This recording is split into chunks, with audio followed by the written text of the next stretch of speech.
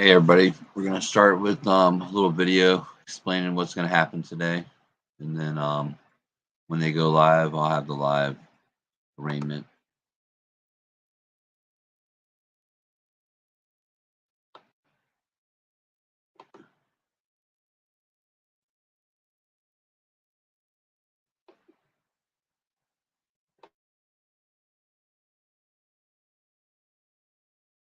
Idaho undergrads murdered in their beds in the middle of the night. Now the prime suspect expected to enter his plea today. Bryan Kohberger facing 4 counts of first-degree murder, 1 count of burglary. Prosecutors say he killed Kaylee Gonsalves, Madison Mogen, Xana Kernodle, and Ethan Chapin, stabbing them multiple times, one of the most brutal murders the nation's ever seen, just before Thanksgiving of last year. News Nation law and justice analyst and retired FBI agent Jennifer Coffindaffer is with me right now. Jennifer, always great to have you here. And we expected to see Bryan Kohberger again in court, but not until next month. Then an indictment by the secret grand jury speeding things up. This is the first time we're going to be seeing him in court since his arrest. What happens? Is it quick and procedural, or is it emotional? Well, normally an arraignment like this is very quick. It's usual. It's really where the charges are read to him. In this case, they will probably waive the reading of the indictment, and he will enter a plea of not guilty is what's anticipated. What makes this unusual, I think, is you're going to have family members there that are going to see Bryan Kohberger really for the first time in months. And I expect that to be emotional for them. In Idaho, defendants can only enter guilty or not guilty pleas. And if a suspect refuses to respond to the judge for whatever reason, the court record will actually place a not guilty plea on their behalf. So do we know at all? Have we heard what Kohberger is expected to say? Yes, he's expected to plead not guilty. He has a crack team of defense attorneys, and that will be the plea that's entered. I feel very confident. Let's get back to the indictment. It was very hush hush. Why did prosecutors, do you think, opt for that grand jury? Well, the grand jury process, a lot of people, because it's secretive and the defense is not there, feel that, is something going in just the direction of the prosecution. But when you're in there and having testified in these, listen, these grand jurors ask amazing questions. They really act as the defense element, if you will, questioning, what about this evidence? What about this? And so it's really quite an exchange. And remember, this grand jury went on for likely several weeks to present all this evidence, and then they had to convene to come up with this decision to true bill Bryan Kohberger. So from this aspect, it's the normal judicial process really practiced throughout the United States and certainly in the federal system as well. Yeah, nothing surprising about it or nothing unorthodox, so to speak. But I'm sure a lot of these families are pleased that some progress is being made. Jennifer Coffindaffer, thank you so much. Thank you for watching. Go to newsnationnow.com to find News Nation on your television provider. And don't forget to click the red subscribe.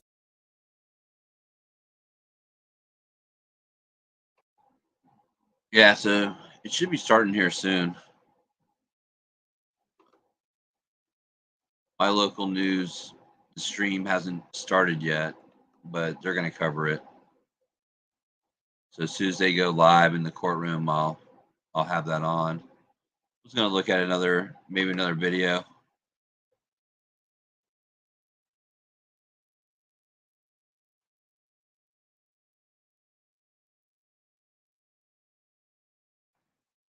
Try this 3-minute shower routine to quickly get rid of toenail fungus, itchy skin, and smelly feet.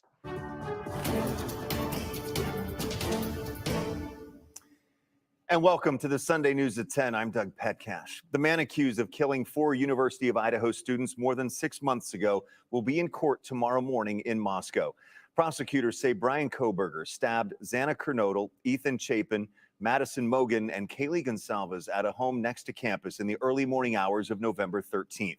Kohberger will be arraigned on 4 counts of first-degree murder and 1 count of burglary.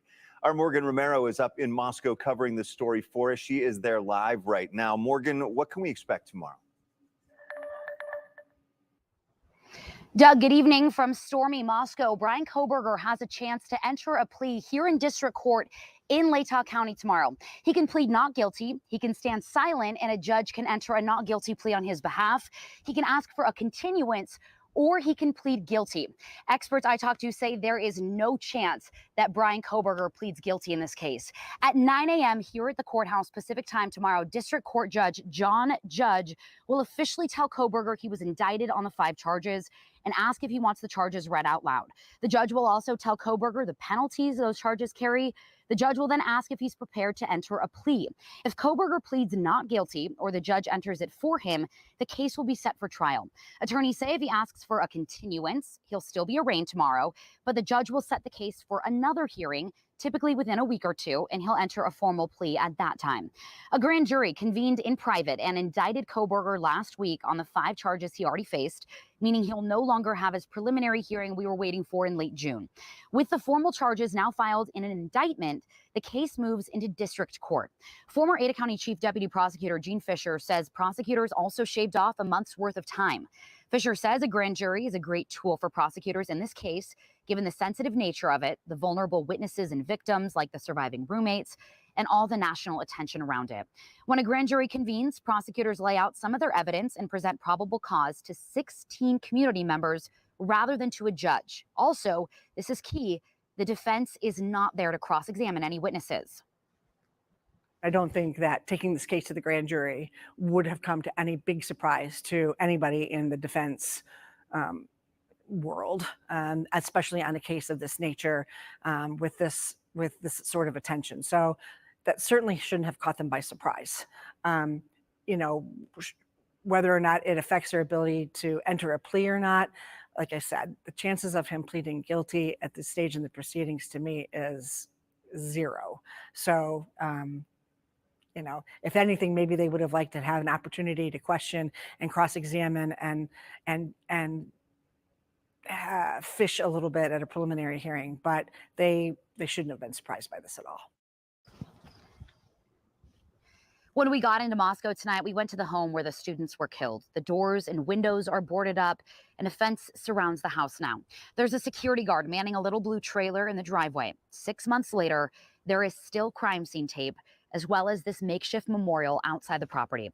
Once a plea is entered for the man accused of murdering those students in this home, his trial could happen within the next 6 months, or he could waive his right to a speedy trial and it could be prolonged for several months from now. Like the Vallow and Daybell cases, the judge could also move Kohberger's trial down to Ada County or another county in Idaho where there's a better chance of finding a fair and impartial jury. Fisher also pointed out if Kohberger enters a plea tomorrow, the 60-day countdown begins for prosecutors to file a notice that they want to seek the death penalty in this case. Kohberger also has 2 other procedural hearings lined up tomorrow after his arraignment. If anything of importance comes out of those, we will be sure to report them right here on Channel 7 as well as on ktvb.com. Doug. And Morgan, you and I will be here live on air tomorrow morning if things wrap up in that time frame to bring everybody the latest. Again, thank you, Morgan. We'll see you tomorrow. Kohberger's arraignment is scheduled to start at 9 a.m. Pacific time. That's 10 a.m. our time, Mountain time. We cannot carry it live from inside the courtroom. We do plan to have a live report right after the arraignment wraps up to let you know what happened.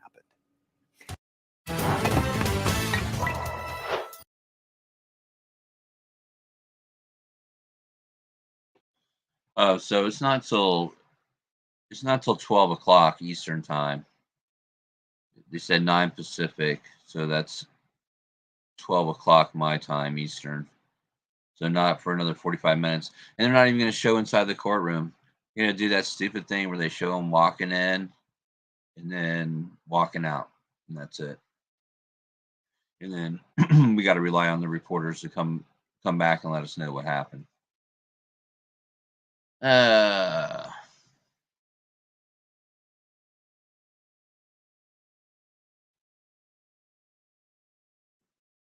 let me see if I got another video to show real quick while we're waiting. Yeah, no, I agree with that one lady in that last report though, that the defense had to know that they were going to do a grand jury, especially after all the stuff that the other defense investigator was saying, wanting to talk to the one witness, the one survivor, and she didn't want to talk, and you knew that was going to happen. kind of makes it easier on everybody. That way they don't get cross-examined. The defense don't get all the information. They get to do it in private with the grand jury. I mean, I saw that coming a mile away with this case. Yeah, for them to be surprised about it, I doubt it. They knew that was going to happen. It was kind of shocking, though. A lot of people reported about it, and they were shocked that, oh my goodness, a secret grand jury? That's crazy. But I think that was going to happen regardless. Just the nature of the case and everything, and not wanting to give up too much information ahead of time to the defense, or allowing the defense to ask any questions or get any feel for anything when it comes to witnesses. So, all right, let me play a video. I'll shut up.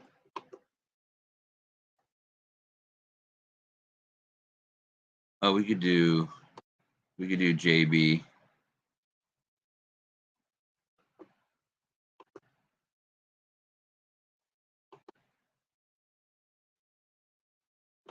Policy. We cannot stream the arraignment itself. However, here in the Stream Center, we have the ability to, as the feed is coming out of the pool feed, the pool camera feed, as it's being distributed to the media, quite literally to newsrooms across the country, we can share that feed live here with you. So I'm not going to be seeing it. Jennifer's not going to be seeing it. No one is going to be seeing it for the first time here in our newsroom or at any real news station across the country. You're going to quite literally be seeing the signal as they are feeding it out to media outlets across the country. That's what the Stream Center here allows us to do. So you'll be seeing it for the first time. We'll be seeing it for the first time. This video in the center of your screen is, of course, for the hearing after Bryan Kohberger was extradited from Pennsylvania back to Idaho earlier this year.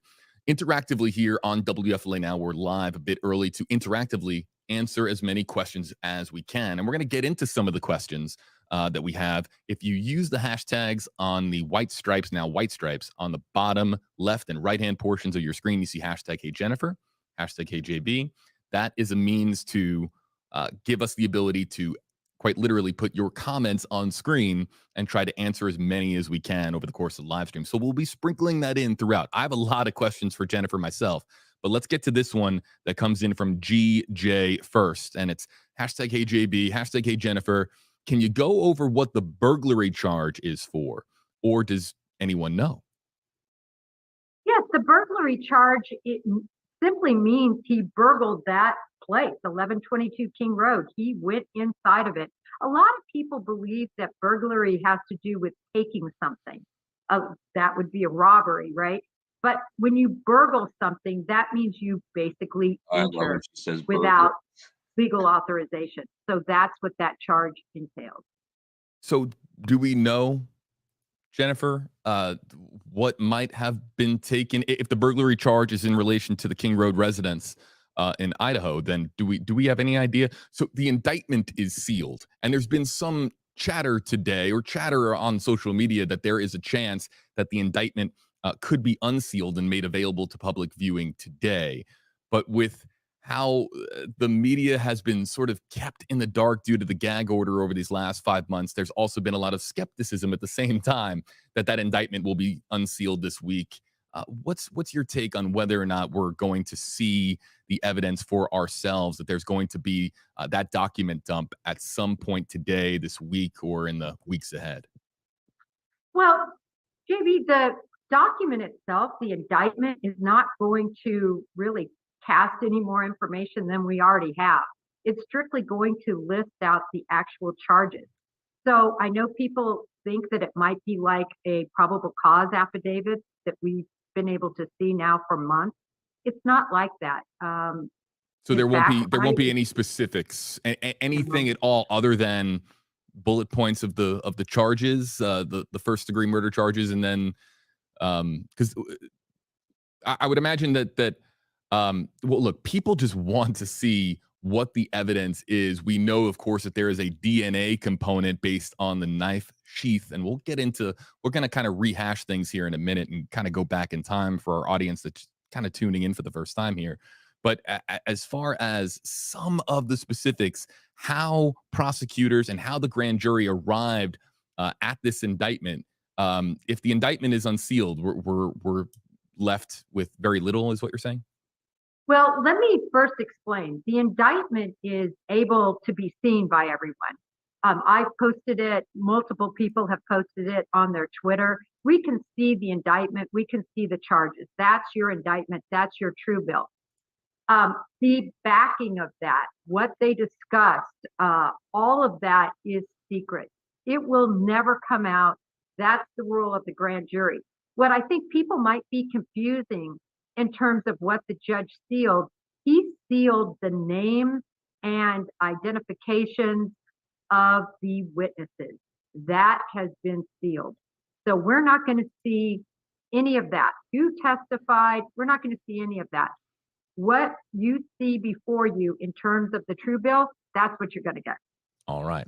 As we bring you back here into the Stream Center, we'll come back to Jennifer in just a moment, and I will be paying attention here on, and I'll show you here, folks, in the Stream Center. This screen, you might be able to see it from Slider Cam. This screen, yeah, right here. See these yellow bars? These are your YouTube Live comments, other social media comments. As they come in, if they have one of the hashtags that we have on screen, hashtag HeyJB, hashtag HeyJennifer, there will be more hashtags over the course of the program. As those hashtags come in, they light up bright on my screen, and I can try to read as many of them as I can. We'll try to spotlight as many of those questions and comments as possible. But I want to kind of go back and remind folks what we are dealing with here as far as Bryan Kohberger and as far as what unfolded on November 13th, 2022, with the 4 victims that you saw there on your screen. I want to really highlight those victims right there. Kaylee Gonzalez, 21 years old, Maddie Mogan, 21 years old, Zana Kernodle, 20 years old, and Ethan Chapin, 20 years old. Their lives were tragically taken in the middle of the night by someone who was in their college residence on King Road in Moscow, Idaho. Somebody stabbed them to death inside their college residence. And after, of course, a lot of fear in the community in Moscow, that's a college town, a lot of people wondering who could do something as heinous and as evil as that. It took several weeks, really till the end of December, for authorities to zero in on their suspect, that suspect being 28-year-old Bryan Kohberger, TA from nearby Washington State University. And of course, he had returned home for there you see it on, that's one of the stops on his journey home with his dad. He had returned home for the holidays to Pennsylvania. But once the DNA evidence came back, as we understand it, and once they zeroed in on the evidence that they needed to make an arrest, Pennsylvania authorities were, of course, involved in this process as far as apprehending him at his home in Pennsylvania. He was arrested, taken into custody. He was then, you see here, extradited back to Idaho to answer to the charges. That set up the preliminary hearing for June. But before we could get to June, this grand jury indictment comes down, and now we have the arraignment this morning. What is the arraignment? The arraignment itself is basically a formal presentation of the charges by the judge to the suspect that has been charged, and of course counsel.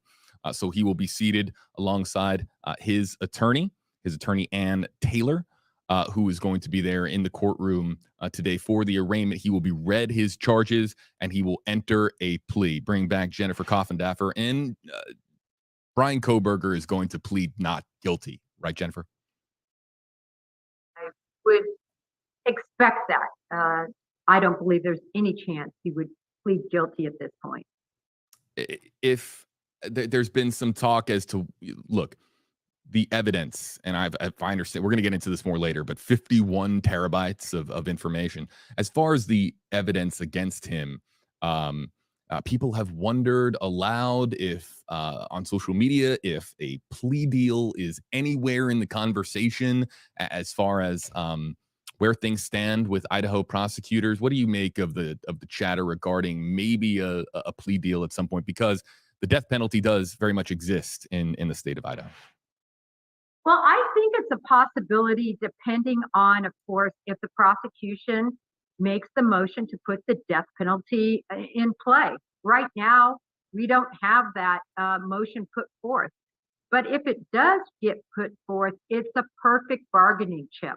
And it is oftentimes used so that the individual can plead guilty and take the death penalty off the table as opposed to going forward with a trial and having it on the table.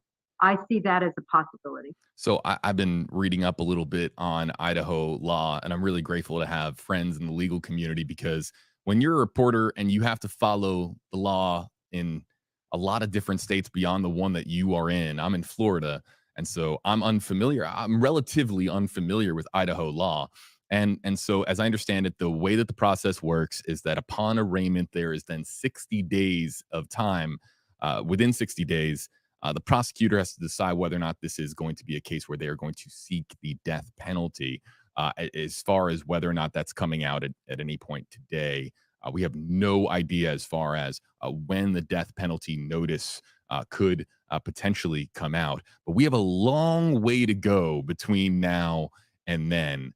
So there's a lot of questions here about potential charges and punishments in the comment section that I'm reading here. But as a reminder, and I'll say this over and over again, people know where I'm going, innocent until proven guilty. Bryan Kohberger has, of course, a constitutional right to defend himself in a court of law, to have his say. And if this does, in fact, go to a jury trial, there will be tremendous it'll just be under the microscopes in similar fashion to other cases that we've had, such as the Lori Vallow trial, the Alex Murdaugh trial. So there's a lot ahead as far as where this goes legally with Bryan Kohberger and with Idaho prosecutors. Let's get back to some of the questions and comments that are coming in. Allie is saying, hashtag HJB, hashtag Hey Jennifer, are we going to be able to watch the motions hearings that come in after the arraignment? So that's where I wanted to go next. And I'm really grateful for Allie for being able to pass this my way. And I'm going to go to my notes here to make sure that I have this right. And Jennifer, you tweeted this out as well, because there are going to be two, after the hearing, the arraignment itself, there are then going to be two additional court proceedings that are going to take place. We're getting, in essence, sort of 3 for 1 today. We went from no activity for 5 months, and now all of a sudden we have additional. We have the gag order and then the motion to compel for evidence. You want to help us or help our audience break down each one of those? I can talk a little bit about the gag order, and then there's the motion to compel that is also going to be taking place today as well. The gag order is very important, particularly to the media, and of course, really to all parties, the defense and the prosecution, even though it is the defense that has seemingly, put forward, the motion to have the non-disclosure order in place, which was supported by the magistrate judge. Now the district judge will entertain arguments, not only from the Goncalves family, but also from the media. And this is huge because there are many in both courts. Many people think this should be public. People should be able to see what's happening. The behind the scenes needs to end, and they want to see what's happening. From the other standpoint, the defense in particular does not want this tried in the media. They don't want all this evidence out. I think it's such a strong case. They're concerned about that. Everybody realizing that it's even stronger than it is right now on its face. And they don't want that. So and the jury pool issue as well. Sorry. No, it's okay. So to answer Allie's question, I was talking about this with Brian Enton yesterday. We were on the phone a little bit because this is a little bit unorthodox as far as, okay, the arraignment is at 9 Pacific. Okay, the gag order hearing, as I understand it, is at 10 Pacific, and then the motion to compel is then at 11 Pacific. And so we're not entirely sure how it's going to work with video. So there's the pool camera feed. I believe the Court TV is providing pool camera services, and basically what that means is that instead of every media agency on the planet being inside the courtroom and filling it up with 40 cameras, there is one designated media outlet representing the entirety of the media effort. And we here at WFLA, we've done pool camera responsibilities for various cases. It can rotate, and there's usually a conversation. It's we'll talk about who is best equipped and who should be the one to be the pool camera feed. In this case, it's Court TV. So Court TV is going to be sharing out a raw feed to the media, the rest of the media outlets covering this case, and they have to follow court policy. So they cannot stream the signal out, but they can distribute it in its entirety after the fact. But we don't know when the pool camera feed is going to be transmitted from the courtroom. We don't know if it's after each individual hearing, after the arraignment, after the gag order motion, and after the motion to compel hearing, after each individual one, or if we're getting a massive video distribution dump, coming later on in the day. I, for one, and I'm sure everybody at home is hoping that after each individual one, the feed can get distributed because they're separate hearings. The arraignment itself is expected to be short. Bryan Kohberger will walk in. The charges will be read. He will enter a plea. There might be a couple of questions. Is there any chance, in your opinion, Jennifer, that they go right from the arraignment and just say, look, we're just going to, while Bryan Kohberger is here, we're just going to get on with the following two motions? I asked that to Brian Ensign yesterday. He's not entirely sure how this is going to go, and he's as well informed as anyone. So we don't really know what this is going to look like beginning at 9 Pacific, noon Eastern, which is about half an hour from now. So in my experience, these are going to roll back to back to back. Okay. As soon as that arraignment is done, then we're going to see the next item on the agenda and then the next item on the agenda.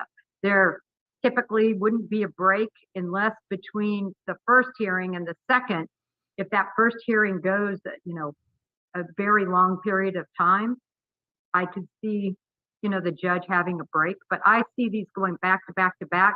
I think the arraignment, actually, they'll say, we waive the reading of the indictment. I don't even think they'll read it. His attorney has already gone over it with him. That's, from my experience, how this typically goes. So you've got an arraignment that's going to last 10 minutes, and then the hearings are going to start, and those could be much longer. It's also interesting to me, thinking about Bryan Kohberger's time over really his 2023. He is in Latah County Jail in solitary. And so I've always wondered this, Jennifer, and this might be a silly question, but a change of scenery. He's been in solitary for 5 months. So is there any chance that maybe he does listen to the indictment and he does choose to appear at the second and third hearings today just because he is so familiar with his jail cell, the four walls that really contain him, or really you understand what I'm saying? Is there any chance that this does play out a little bit longer just because he's been in the same room, in essence, for the last 5 months? No, there's going to be no consideration for that, for giving him time out of his cell. There'll be no consideration for that. This will go quickly. Remember, when he is out in the public, there's a lot of security issues. I realize there's many people around him. I realize he's going to be shackled. He's going to be cuffed. But JB, it's a responsibility that the people who are responsible for making sure nothing happened don't want to have on their plate. So they're going to get him in there, feed him, get through this, and get him back to his cell as soon as possible. That's why I find it interesting that maybe the second and third hearings do happen back to back, as Jennifer suggested. But I talked to Brian Ensign yesterday, and I said, hey, is he even going to be there for those? Because he has the right to waive his appearance, as I understand it, for the second and third hearings. He can choose whether or not just his, Ann Taylor, his attorney, is going to be the one to represent him for those hearings, and he's just going to return to the Latah County Jail. There's a lot of unknown in this next few hours, folks. So we're going to be learning a lot here as far as the process, and also if it's going to be back to back, or if it's going to be arraignment at 9, motion hearing at 10, motion hearing at 11. And we're all, look, bottom line is we're going to stay here with you live over the course of the entire thing and try to, of course, get a better understanding as to when the video is going to come out, because that's what people really are here for. If you're watching this live stream, chances are you are here because you want to see the arraignment. You want to see Bryan Kohberger in court. The last time that he was in court, he had, folks might remember, he had some shaving nicks on him, and people were, my goodness, that set off a firestorm of tweets. Remember that, Jennifer? And people were wondering, okay, what could that be? Why does he have cuts on his face? And it's just because, as we would later understand, it's very simply the razors in jail aren't, we're not talking like, your high end form of a shaving razor. So we'll of course get to see Bryan Kohberger for the first time since January. And that's what people are here for. And we are going to distribute that video here on this live stream as soon as we are legally allowed to do so. So once the pool camera feed gets sent out, we will then, in essence, play that here. I'm not even really hitting the play button. I'm just taking the direct pool camera feed from the pool camera crew in Idaho. And I have multiple feeds. I have feed A and feed B in case one of them goes down. So we've got you covered here, folks. Let's go back. Can I digress on something really quick? Absolutely. Yep. So you were talking about the death penalty. I should say it's really not a motion. It is a notice. Right. And then I also wanted to call your viewers' attention to what happened with Vallow. The death penalty was on the table, and there was a motion by the defense to have it removed due to discovery issues. And that motion was carried by the judge, and it was ultimately removed. So, and again, that's Idaho, the same, state we're talking for Mr. Kohberger. So as far as that goes, I just want to give that little bit of a caveat. Yeah, and I also want to bring this up, and we'll go back to the comment section on YouTube Live. Bradley says, will he waive his right to a speedy trial? This is also I was talking with Peter Tragos this weekend. This is also extremely important because now that he's been indicted, he has the right to a speedy trial, and whether or not he waives his right to a speedy trial will also give us a better idea as to what the legal process will look like chronologically and really over the next 6 months, next coming year. But will he? Right, these are massive decisions that have to get made. Will he waive his right to a speedy trial, and will the prosecutors be seeking the death penalty in this case? All right, we ready to go down the rabbit hole a little bit, Jennifer? Yeah. Because if I'm bringing up the rabbit hole, you know where I'm going with this, folks. Because you might have seen Jennifer on, of course, the Dateline NBC episode that aired recently in the last few days, and so it was great to see Jennifer, of course, friend of the program, on and included in that piece by Dateline. I want to go now to this comment from Bunny. Bunny says, #HeyJB and Jennifer, could Bryan be charged for the things that he, I'm going to insert, allegedly said on the Papa Roger account? And if so, what would the charge be? We're going to just kind of backtrack for a second. Jennifer, can you please explain what Papa Roger is and what that account represents as far as this case? Yes, I will. So Papa Roger is an account that was on Facebook that began after these murders took place and sent out a series of posts that were concerning. They were concerning at the time, and they're concerning now. Why are they concerning? Because they said things that many people would believe only the killer would know. Things like it took 15 minutes to commit the crime. The perpetrator lived alone. The sheath was left behind, and that's why law enforcement knows about the knife. The car is just a red herring. There were 3 different posts about don't look in the direction of the car. And I could go on and on, but I won't. Essentially, it brings to question if Papa Roger was the pseudonym used by Bryan Kohberger it would show knowledge, and it would also be the first time that at least known a mass murderer used a fake name and account to sort of play with individuals in social media as to his role. Yeah, Kind of. it was That's the thought. But JB, I just want to say that there has been so much made about this. Law enforcement had so much more on their plate. This is something that they would look at afterwards. There would be no search warrant for these accounts. This would have been done via subpoena for the metadata. And I guarantee law enforcement knows already whether it's tied to Bryan Kohberger or not. And then they will make the decision whether they would introduce any of those postings, if indeed it is. There's been a lot of conversation about the Papa Roger account, and in essence, was Bryan Kohberger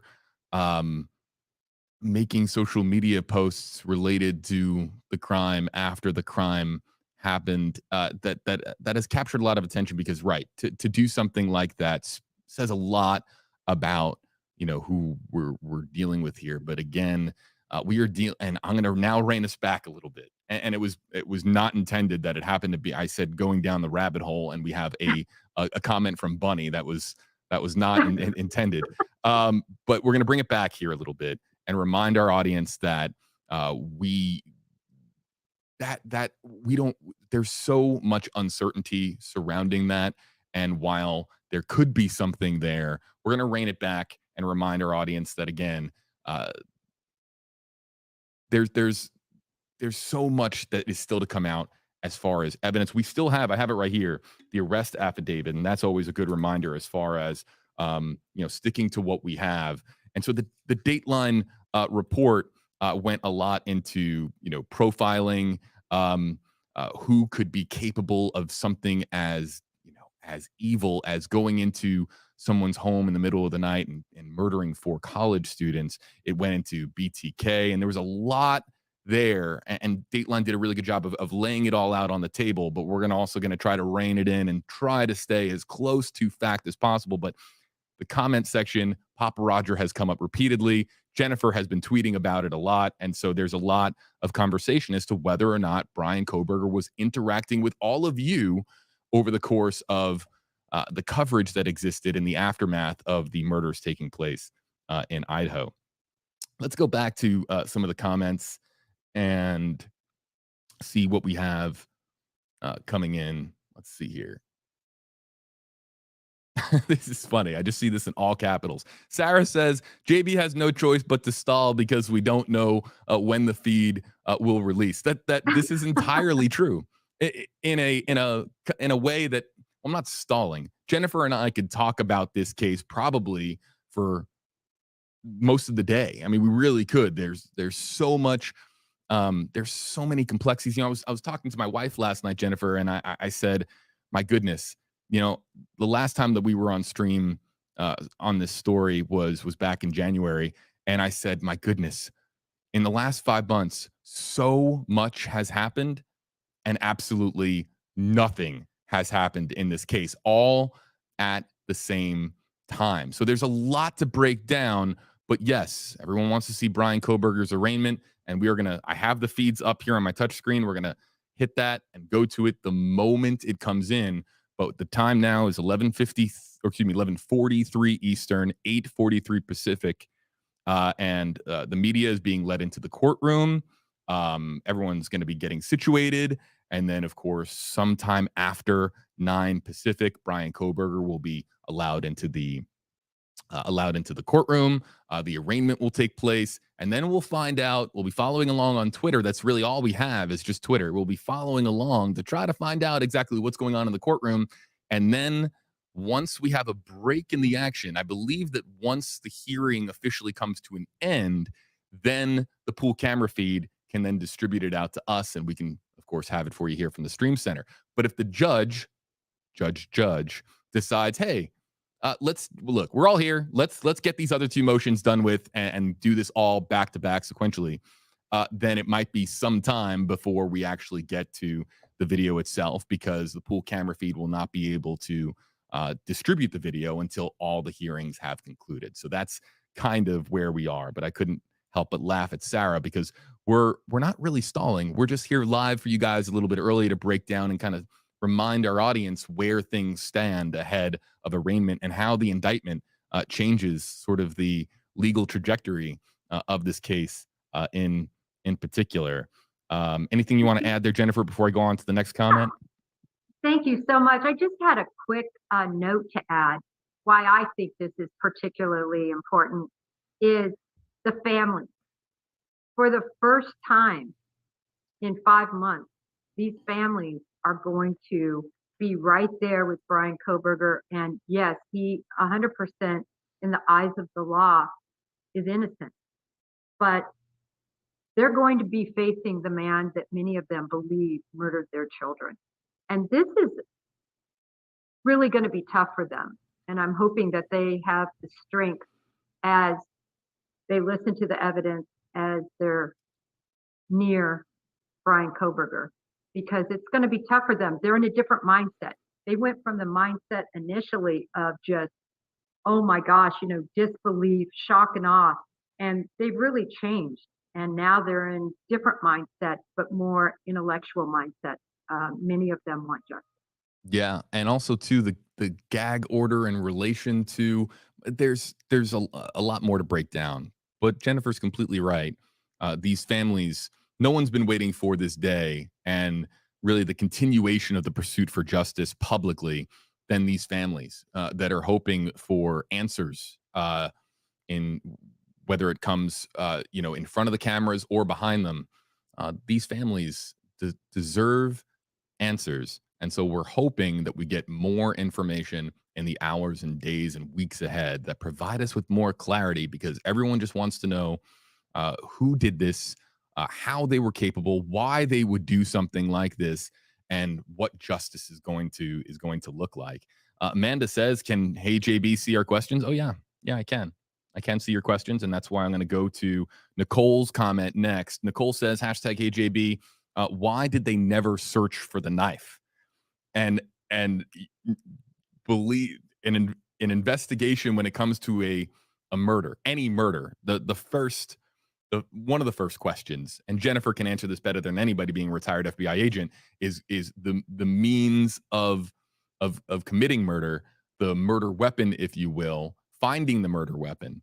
And so investigators believe that a K-bar knife that Bryan Kohberger allegedly purchased on Amazon is the murder weapon. And while the sheath was recovered at the crime scene, the actual whereabouts of that knife itself, should that be the murder weapon, Jennifer, is unknown.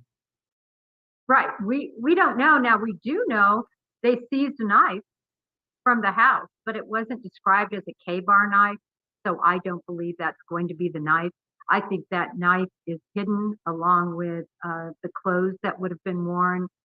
I don't think there's any way we're going to find that knife unless he, again, if he committed this crime, leads us to these items, or if through the tracking that officials are doing in terms of his locations through the cell phone, if something like that possibly could lead them. But make no mistake, law enforcement is vigorously looking for that knife, and we don't even know that they don't have it, because we're seeing 10% of everything law enforcement has. They have 51 terabytes of information they've turned over. That's a lot. I just want to say one thing regarding the knife, Jennifer, that there has been a lot of, if there's two words, people who have been following this story, and I'm talking everybody out there on Reddit, everybody out there on Twitter, people who have been religiously following the day-to-day or week-to-week events of the story over the last 5 months, they know there's two words that have been uttered more than perhaps any other. It's sources say. Sources say this, sources say that. And is it fair to just wonder, and fair for people out there to wonder, that if they did in fact have the murder weapon, that a source would have leaked that out to various TV personality or journalist out there covering this story? Well, certainly certainly possible, JB. I mean, it's been leaked now or provided that the Amazon was where the sheath and the knife were purchased. So that's big news, because whenever you can link such a knife, even though it is not the exact murder weapon in terms of after the crime was done, if you can link a knife that is the same knife type that was used in the crime via purchase record, that is huge for the prosecution, a huge win. Anytime I'm looking this way, folks, is because I'm reading your comments. I'm also paying attention to Brian Enton's Twitter. He tweeted 4 minutes ago, made it into the courtroom. It's pretty small. Kohberger is not in here yet. Prosecutor Bill Thompson just walked in. So it is very likely that Bryan Kohberger is in a holding area inside the courthouse itself, waiting to be escorted into the courtroom where the arraignment is going to be taking place. But as of right now, Brian Enton says that Bryan Kohberger is not in the courtroom, and that's not really much of a surprise. This is an interesting question. We'll go now to J. Deborah, #HeyJB. Do you think Brian's parents will be in court? I have not heard anything about whether or not Bryan Kohberger's parents will be there today in Idaho. Jennifer, have you heard anything? No, I don't. I haven't heard any word about that, and I would be surprised. I would be. I think a lot of people would be surprised, but at the same time, there's anything can happen, right? Anything. That's right. Anything can happen. Kelsey says #KJB, will trial dates be set today? Maybe not trial dates, but could we get a better understanding as to what the calendar is going to look like in the weeks and months ahead, Jennifer, after today's hearings? Yes, if you look at hearing one, it kind of combines. It says it's a scheduling hearing as well as the hearing regarding the non-dissemination.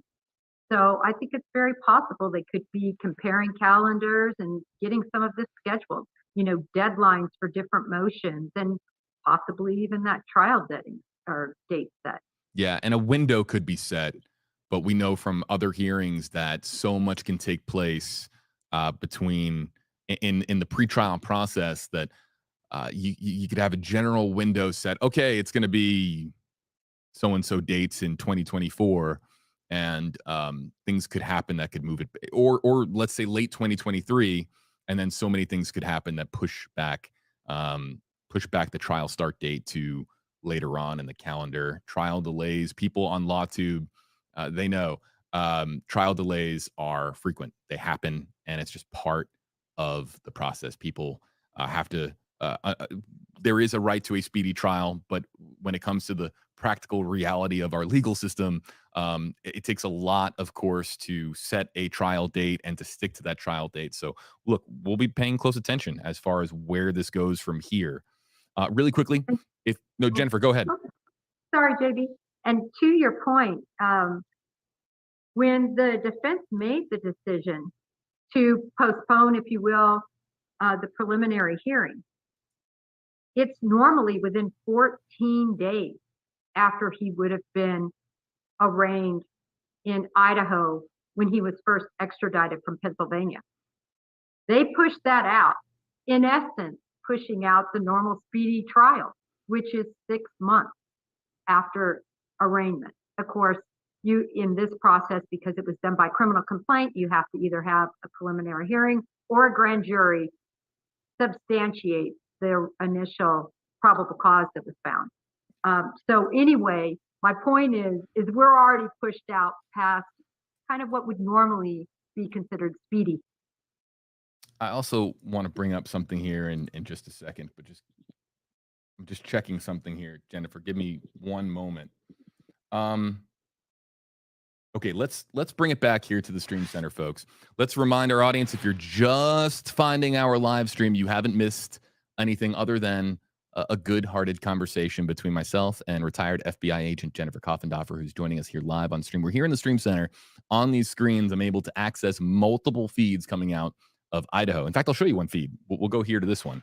And this one is a particular path that's coming through New York City. So we have a lot of different signals going through a lot of different hoops. and we're going to try our very best here to, of course, keep you posted as to when the arraignment video will drop, because as a reminder, it cannot be streamed live. And I know I've said this multiple times, but we're constantly engaging a new digital audience. And every time that people, every time that there's a moment where we have an opportunity to remind you of this, we have to. It cannot be streamed live. We are going to, of course, share it with you the moment that we are legally allowed to do so. Back here with Jennifer, I want to bring up another thing about the timing of this and the little nugget, and I mean that pun. I mean that with a pun, because it's absolutely not a little nugget. That 51 terabytes of information is part of the equation here as far as the evidence that has been gathered by authorities. I'm a big tech nerd, and I think that some people know that. But let me please describe to you, 51 terabytes is utterly massive. And I was thinking about this morning, and I was trying to fathom 51 terabytes. I've been doing live streaming work here at WFLA for the last, approximately the last 5 years. I've done, I don't know how many streams I've done, thousands, maybe 1,000 or more, maybe a couple thousand. I don't know. I've downloaded endless amounts of videos, press conference, and I store it all here on WFLA servers. And in 5 years of doing live streaming work, I think that we've accumulated somewhere in the neighborhood of 5 to 6 terabytes of information. 5 to 6 terabytes. With all the coverage that we do here, I think it's about 5 to 6 terabytes. So 51 terabytes of information. We cannot understate how massive that is and how it would take quite literally an army of people to go through that. We're talking about, I'm thinking about entire cell phones that have likely been downloaded. I'm trying to think of maybe an entire social media history pertaining to a person connected to this case. That is an enormous amount of data on both sides to go through. And so I wonder how that is going to play a role, Jennifer, in this case going forward. Well, that amount of evidence, as you said, it's astronomical. And that is why I'm predicting a trial 2 to 4 years away. I really don't even want to say the number 2. I think it'll be more number 3, number 4 years away. It's going to be a long time away. There is so much for them to go through, meaning the defense. And it's just a matter of, it's impossible to do it in a short period of time. It's going to be a very lengthy process. And so it'll be interesting to see how this all shakes out from here as well. I'm being told in our comment section to refresh Brian Enton's Twitter. Let's do that. Yeah, 2 minutes ago. The victims' families are arriving into the courtroom. Kaylee's sister, Olivia, has her baby with her as well. Hopefully I'm pronouncing that correctly. So the victims' families are going to be represented in the courtroom today. Still no word on whether or not Bryan Kohberger has been let into the courtroom. So the time is now 8:58 Pacific, 11:58 Eastern time. Jennifer Koffendorfer, JB Buno here with you live on stream. I'm paying attention to the feeds, and we're, of course, going to share the feed once it comes down from the pool camera crew. So again, reminder, as people are now filing in, everyone's now, okay, the time is now 9 Pacific, noon Eastern. Where is the live stream we want to see inside the courtroom? It is legally not allowed. Let's just quickly talk about that, Jennifer, because some cases don't allow streaming. Some cases don't allow video access at all. Thinking about the Lori Vallow case and some of the oddities there as well. I'm always going to be on the side of transparency. I always want to be inside the courtroom. I always think that there's also an element that people don't understand where I'm giving an example. There are people that want to be in the courtroom that sometimes just it's not logical for them to do so, whether or not they're in a different state or whether or not they're in a different Zoom has come a long way as well, as far as granting people that need to be in a courtroom access. But what do you make of the fact that we can't stream it live, but we can play it back the moment that it's done? I mean, we're still going to see everything that happens inside the courtroom. We're just going to see it in essence, on a delay.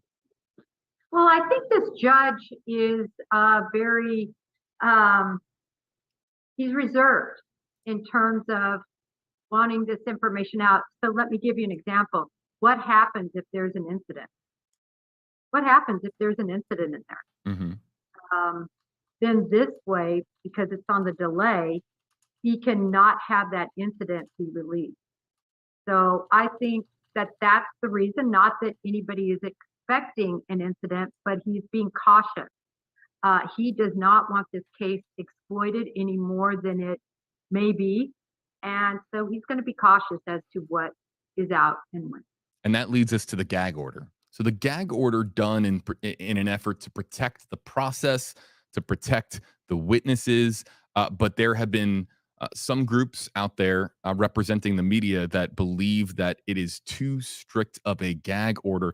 That there's going to be a hearing today on the gag order after the arraignment itself. A media coalition has come forward and collectively arguing that this is too strict, that there's a violation of First Amendment rights, that the media coalition took it to the Idaho Supreme Court, who said, actually, no, you have to state your case at a lower court first before we can evaluate whether or not the court follows Idaho state constitutional law.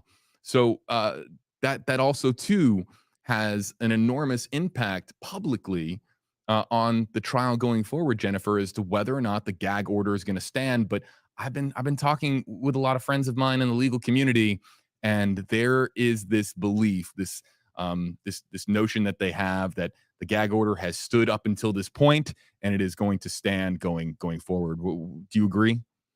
I agree, and I think we're already seeing it. These hearings aren't going to be live streamed. That tells me he's conservative. He's sealed the witnesses that spoke at the grand jury. This speaks to me as far as his general conservative nature concerning protecting this case, protecting the facts, protecting the witnesses. And because of that, I think he will continue to keep that order in place. And recall, too, the media asked for an extension, a continuance, I should say, a continuance. And he said, no, we're having the hearing the 22nd, and it's not going to change. So I think that also tells me that he's read the positions on both sides. He's looked at the legal ramifications as well as the case law and the law. And unless they say something that's completely different than their briefs, I think he's going to keep it intact. The time is now 9:02 Pacific time, 12:02 Eastern time. Of course, the arraignment scheduled for this half hour. So let's go over some of the tweets from Brian Ensign before we do. As a reminder here, I know that Bryan Kohberger's name is going to be all over the place, and people are going to dissect every little bit of today pertaining to the suspect who is accused of committing these heinous crimes. But as a reminder, this always comes back to the victims, the 4 victims in this case. And let's please not forget who those victims are and how much that they were loved by family and friends and the University of Idaho community alike. Kaylee Gonzalez, 21 years old. Madison Mogan, 21 years old. Zana Kernodle, 20 years old. And her boyfriend, Ethan Chapin, 20 years old. They should all be in their early, either in their college years or post-college years. And thinking of them today as far as, and thinking of their families as well, because of course, in covering stories involving just terrible acts of evil, you get to know families when they deal with tragedy and the strength that they show during times that are so unspeakably difficult. And just thinking about the victims and their families today, I know that there's going to be so much made about Bryan Kohberger. There's going to be endless headlines, endless coverage. Every twitch that he makes in the courtroom today is going to be micro-analyzed, but we don't get to see the faces of the victims in that courtroom today. And we have to remind our audience that this always comes down to the 4 here on the center of your screen. Let's go now to Brian Enton's latest from Twitter. We're going to really leaning on him. He was our lead guest, but unfortunately, he was not able to join us at the beginning of this live stream. Reason being is because they let in reporters a little bit early, given how the line was growing outside the Latah County Courthouse. And so Brian might be hopping back on later on the program, but he has not been on yet, so you haven't missed any of him. All right, his tweet from 4 minutes ago. I count about 25 people here sitting in the family section. A lot of people I have not seen before. Many are already emotional. Family is on one side, media on the other, about 50 people total. Another tweet 3 minutes ago. Totally quiet in here, waiting. All you hear is reporters typing and Olivia's baby making soft cooing noises. And then 1 minute ago, I don't see any of Bryan Kohberger's family here, but there is also an overflow room I can't see. And interesting that they have the overflow room. The overflow room is set up exactly for that purpose, for overflow, for the people that weren't able to fit into the main seated area in the back of the courtroom. So no word yet that Bryan Kohberger has entered the courtroom. That video in the center of your screen is from January, but it will likely look very similar to that process today. He will be taken in handcuffs. He has been in solitary in the Latah County Jail for the last 5 months. Today, he gets to see inside of a courtroom for the first time since January. And again, Jennifer, for those of our audience members just joining in, actually, hold on a second. I promised feeds as they came in, and I have something here. Stand by. They're queuing it up. Hold on. In fact, I'm going to come out here to the Stream Center shot and see if I can get ready to hit this. We have some what we call exterior B-roll coming in. This is video from outside the courthouse, and they are queuing it up to share. And let's see if we can bring this in. This is courtesy now of News Nation. So this is the video from the last half hour or so. Let's see if we can play this back and show you some of the sights and scenes from outside the Latah County Courthouse. I believe this is queued up now, and they're going to be playing this back here in just a second.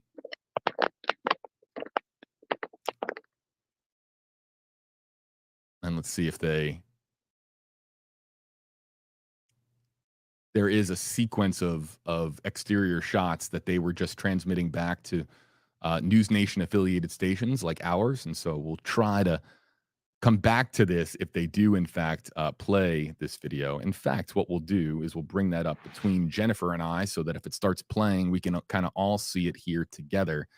But a lot of family members, a lot of members of the media, all filing in, descending on Latah County, a relatively small town, rural town of Idaho. We have seen so many cases. I think back to Alex Murdaugh being in the low country of South Carolina, just so many places where these stories just take an enormous amount, these areas that receive an enormous amount of media attention, Jennifer, and now we're back in Latah County, Idaho. Yeah, and you know, it's very interesting. I know in my Twitter feed, I have a lot of individuals that are on there that are from here. They're from Pullman. They attend both of these universities. And those individuals say it is so eerie having him at the Latah County Jail. Here is that video now, Jennifer, and we're going to see some of the folks. This is not live, folks. This is on a delay. This is some of the News Nation video that's being quite literally fed out to stations as we speak. So we're looking here at some of the raw, as we call it, B-roll that is coming in. We'll see some of the shots from outside the courthouse itself. And this is now used by news stations to prepare things for their afternoon newscasts. All right, so here we see some family members. Jennifer, who do you recognize here? Well, I have to get on my glasses to answer that question. There is that is Kaylee's sister. Yes. and The her baby. Gonzalez's are here. Yes, these are the Gonzalez's. And his attorney. And then you also see, well, both Gonzalez's are there. His attorney is in the background. And then, of course, his sister. I would believe that is entirely Goncalves family and friends. 1 minute ago, Brian Entin tweeting, Bryan Kohberger just entered the courtroom.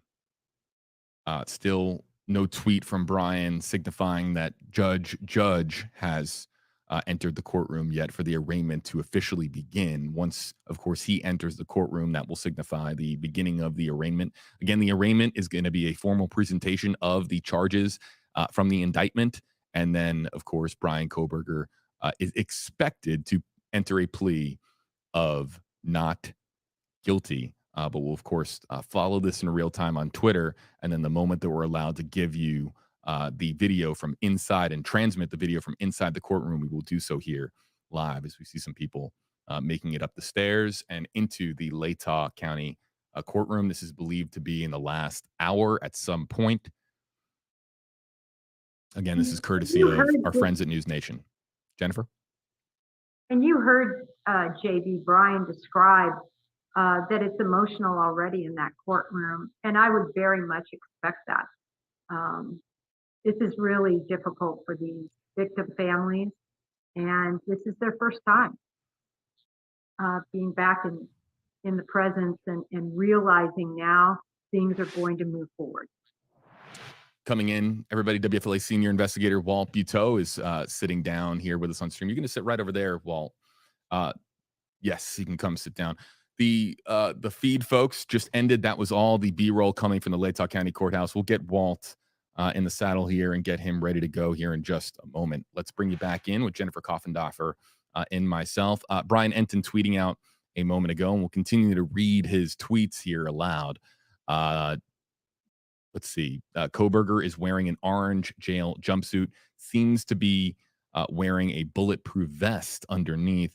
Judge is reading Kohberger his rights and the charges. Kohberger is looking straight ahead and nodding a bit to show that he understands what the judge is saying. That's the last tweet. So the arraignment itself has officially begun, Jennifer. So far, very procedural. This is exactly what we were expecting as far as today. Brian doesn't note if there's any difference in appearance with Bryan Kohberger, or if it's just exactly what we have seen in really earlier this year in January. Yeah, so often you see a big difference, sometimes a loss of weight, sometimes gaining weight. So it will be interesting to see if he's unchanged by the experience. I want to bring in now, friend of the program. It has been a while since we've had WFLA senior investigator Walt Buteau join us here in the Stream Center. Walt, how are you? Good. I think it's because you're not in the main newsroom anymore. I don't see you. Yeah, the Stream Center. We are now a little bit separated from the newsroom since we moved into this location, and I'll bring everybody up here for just a quick second. Walt, let's you've been in the courtroom for high profile indictments. This is happening right now. We can't see inside the courtroom because streaming is prohibited. We're going to get the video here shortly as we understand it. But what is it like being inside that courtroom for the formal presentation of charges? Very obviously dramatic in a case like this, and I know he the big surprise would be if he pleads not guilty. Nobody expects him to plead not guilty, but there's obviously tension, and as a journalist, I've always decided to sort of sit in the back of a courtroom, because now you can see the victim's family generally on one side. Doesn't always happen. I bet in this case it does. And then you can see the defendant's family if they're there on one side. And by taking a distant view, you can sort of hear emotions sometimes, gasps, and see the emotions. And that's, of course, important because it is obviously a crime, a horrible crime, just gut-wrenching, especially the two girls who were best friends since grammar school. Heartbreaking. Go to college together. And so that part's heartbreaking, but the drama is there and the reaction is there. And the reaction sometimes can be very important. Yeah. And that's why Brian Entin is pointing out some of his observations, and we'll all be able to see this at some point in the not too distant future. We're just waiting on the arraignment itself to conclude before we can actually transmit the video. Other video feeds are coming in. This is one of our other feeds. This is the path coming in from one of our other affiliations. It's frozen on something. I'm not sure exactly what this is. We will come back to this, but again, just pointing out that we're accessing all the feeds that we can inside and outside the courthouse once we are legally allowed to do so. But actually, hold on a second. No, here's the okay. So now we have more B-roll coming in. This is the same B-roll that we had from earlier. We'll leave this up here on your screen as we read through some more tweets from our own Bryan Enton of News Nation, senior national correspondent with, of course, News Nation. So let's read his latest tweet. The judge is reading Kohberger his rights and charges. Kohberger is looking straight ahead, nodding. We know that. Kohberger just said, "Yes, I do," when the judge asked if he understands anything that he says can be used against him. That's, of course, very standard. Judge is now going over the indictment with Kohberger, or the, I want to make sure I'm reading this correctly. But yes, so this is all happening right now, Walt. And so next up is, of course, he's going to enter a plea of either guilty or not guilty, and we expect it to be not guilty. Yeah. And I think that obviously that would be the one surprise from here, other than an outburst. But again, with the family there, I imagine as much as Bryan Enton and other reporters would look for that, exactly what happens in that scene, it must be, I imagine, extremely difficult for family members of the victims to be that close to someone who allegedly just brutally destroyed their lives in a lot of ways and murdered these young individuals. Bryan Enton sharing out here that the judge is going over the inducement with Kohberger. What do you make of that, Jennifer, as far as his last tweet? Do you follow exactly where we are as far as the indictment? Yeah, he's just really reading the charges. Again, that's all that indictment is going to contain. And this is going absolutely as expected. It's just a procedure, and there's typically no fireworks and no. Yeah. So this is video from January. We're going to get the video here shortly. How tense, Walt, can it be in that courtroom when all of these months have passed? Everyone, your life is different now than what you had, of course, in January or November of last year. What's the tension in that courtroom like right now, especially considering you have the family members of the victims, seeing many of them, I'm sure if they weren't at the court hearings in January, right, they might be seeing Bryan Kohberger in the flesh for the first time. For the first time. What do you make of that? I tend to put myself in my role as a father with something like that. It's a nightmare. And I've been, I think, in 3 different cases where those emotions boiled over and somebody actually tried to jump the defendant. That's the worst case scenario and the most dramatic scenario. But I think you will see a mix of family members trying to stare down the defendant, try to get him to look them in the eye. And I think that's one thing a reporter looks at. What did the defendant look at? Did the defendant make any attempt to look back at who was looking at him? And what are the family members looking at? And how do they react to each and every word? I think Jennifer said, this is theoretically going to be routine, but there's definitely nothing routine about it emotionally for those family members, because their lives, we will cover this case for as long as it takes, but it never ends for those victims' families, ever. And that's why we look back at cases that are 10 years old and 15 years old, because you hear the word closure. And we discussed this with the Brian Laundrie case. There is no I don't believe there's any closure, obviously, for anything like this, whether it's a verdict, a guilty verdict, the death penalty. There's no closure. You lost a love of your life. and they're gone forever. And they're gone in the most brutal way that it, can happen. And a stabbing. There's nothing more personal and face to face than the stabbing. And for the family members, I just imagine them playing that over and over. Why did it happen? We still don't have a motive, correct? Right. Jennifer has been among many who have opined on what a potential motive could be. Much has been made about Bryan Kohberger's past and his upbringing, but exactly what the motive could be for entering a college residence in the middle of the night and stabbing 4 people to death and leaving. Not even his college, and then not his college either. Right. I Right. mean, And he passing traveled by- to a college. Right. Passing by one of the surviving roommates. I mean, so really quickly, let me remind her while we have this audience, while we're waiting for this video to come out, I know that there's more tweets to get to. Really quickly, he mentioned Brian Laundrie.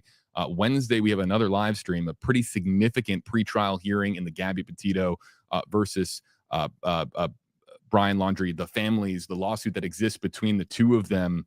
That is going to be happening on Wednesday. So look out. You can follow me on my various social media platforms. I'll be tweeting out and sharing out on Instagram and Facebook details about that significant hearing. We'll talk more about that later. But back to some of the comments that we have on the WFLA YouTube page, as well as let's get back now to Brian Enton's Twitter.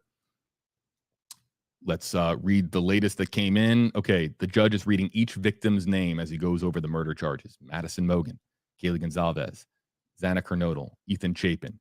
Judge tells Kohberger the maximum penalty is life in prison or death. Kohberger says yes, that he understands the charges and the penalties.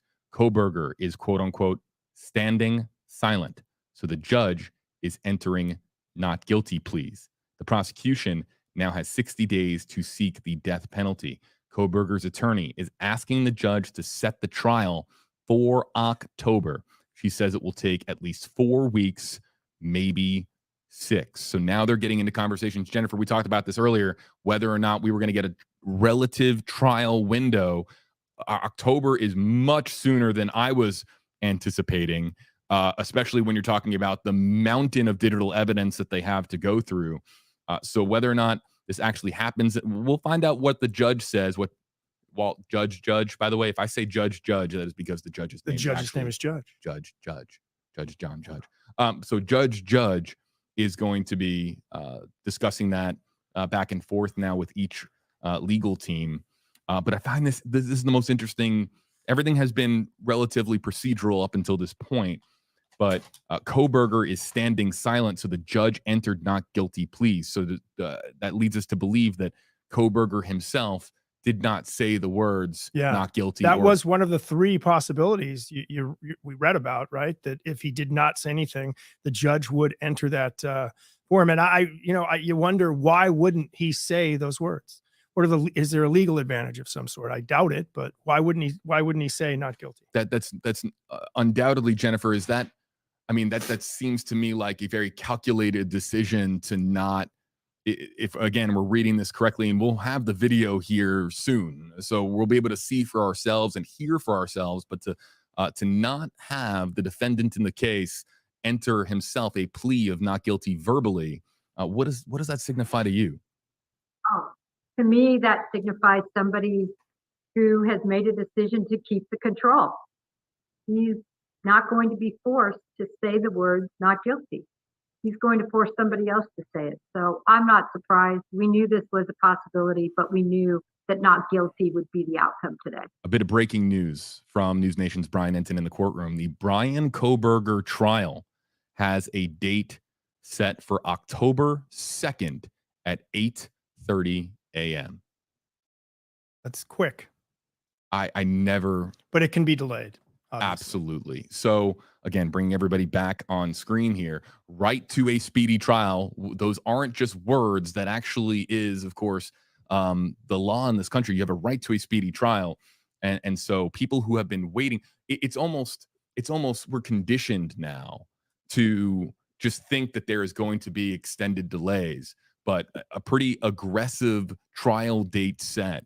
of October 2nd at 8:30 a.m. And people who are thinking, oh my goodness, that's so far from now. We've had some trials that get delayed for years. I'm telling you, and I hope for the sake of all the victims' families that this does not get delayed years. But this is a pretty aggressive trial date that has been set for October 2nd at 8:30 a.m. And a plea of not guilty has been entered by the presiding judge, and court has been adjourned, according to Brian Enton. So it's all over after about, well, it started about, I think, 15 minutes ago. It didn't start at exactly 9 Pacific. It started about, let's see here.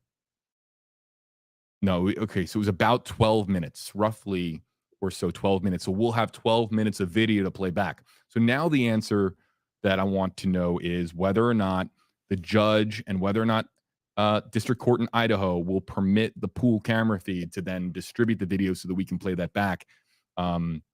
Jennifer, we were talking about the 2 additional motion hearings that are now set to take place and whether or not that is going to happen back to back. Based on the court being adjourned, that tells us that in all likelihood that we're now going to have to wait till 10 and 11 a.m. Pacific time for the second and third motions to be heard in court. And maybe we get the video really soon as far as the video from inside the courtroom of the arraignment. Yeah, a little surprising. I would have expected him to go back to back because, again, the arraignment is so short, but he probably has a very calculated reason for doing that. Perhaps Bryan Kohberger will not be at his hearing. It'll be very interesting to see also the feed, if these hearings are allowed to be seen. As far as we know, they're going to be, but has there been a change of heart? Have you heard anything about that, JB? I have not, but I'm paying attention here. And so we have an alert system that is set up in at WFLA for breaking news alerts. Hold on, I'm getting a notice here. Yeah, okay, so they are preparing now to distribute the feed, but that doesn't tell us anything about exactly when the feed will be available. They're just getting ready to transmit it when, of course, the pool camera feed says it's time to transmit it. So that's where things stand. And so anything else here? Let's go back to Brian Enton's Twitter and just make sure that we are crossing our T's, dotting our I's. And yeah, we have everything wrapped up here. Kohberger's attorney is asking the judge to set the trial for October and 4 to 6 week trial. Well, what do you make of that? They said 4 to 6 weeks? 4 to 6 weeks. That was according to Kohberger's attorney, Ann Taylor. It sounds a little short, doesn't it? For a quadruple murder? I guess it depends on the number of witnesses. I would bet it goes more towards 6. And I think jury selection is not going to take a standard amount of time. Well, if you're a defense attorney, we just don't know what the evidence looks like. We don't know. And we don't know how long, really, how many witnesses could be testifying at trial, how long that testimony could be. And I think if there's especially strong evidence, which we don't know whether there is or not really yet, I don't think. We don't know if there's we don't have a murder weapon, right? We still don't have a murder weapon. DNA has been pointed to as publicly being the strongest, not to mention the vehicle as well. If the evidence isn't strong, I've definitely covered gruesome cases, not necessarily a quadruple murder, where the defense doesn't even put on a case, where they merely think, we're gonna win this on appeal, or we're gonna somehow win it on appeal. Let's not waste time in the courtroom. That, I guess, could shorten it, but I don't know, 6 weeks. To me, 6 weeks would make more sense than 4, but we'll find out, won't we? Yeah, I'm very curious. I'm texting right now, Peter Tragos. I want to see when he's going to be. I'm going to tell him that we're on now. Also, JB, that's just the initial trial date. I would expect that to be continued multiple times. Yeah, and the length to be 4 to 6 weeks. I don't think there's a chance that that's what they're looking at. And I go back to the facts we do have: 51 terabytes. thousands of photos. We're going to have video, the DNA alone. How Right. about just information on the cellular information and all those experts? I just think it'll be a while. Let's you can see that we have the latest guests coming in, and it's I believe we're going to have Peter Tragos, the lawyer that you know. He's hopping on the Zoom call right now. I'm really just eager to get his perspective, and hopefully Peter, if you can hear me, I'm waiting for you to turn on your camera there, and hopefully you can hear us okay. But yeah, I mean, the likelihood that this actually happens in October, I mean, Unlikely, I think. I think unlikely is probably a pretty good way of putting it. But I was looking at you, I was making eye contact with you because you and I know, because we have gone through court documents before. Right. We've gone through evidence dumps in the past. You and me both in respective cases. 51 terabytes. There are some people out there that megabytes, gigabytes, terabytes. It doesn't calculate in their brain. How many pages? Any thoughts on pages? Right. And I know that News Nation. Although if it's terabytes, we're assuming correctly that if it's pictures, it takes up more space. Correct? Well, video is really what's going to take up a lot of space, right. and how compressed it is, and where it's coming from, its origin. But still, a lot of information. 51 terabytes is utterly massive, and I know that doesn't compute with a lot of if you work in IT or you work with you're right. You get that's it, right. Yeah. I don't know if I get it, to be honest. I know it's a lot. It's a lot. I know it's a lot, but I don't know if I understand what that is relative to. Like, what would you compare it to? Is it like how many terabytes would War and Peace be? I mean, I don't know. I'm talking pages, but I mean, I'm just I do know that it's I think News Nation had and thank you to Chris in our comment section.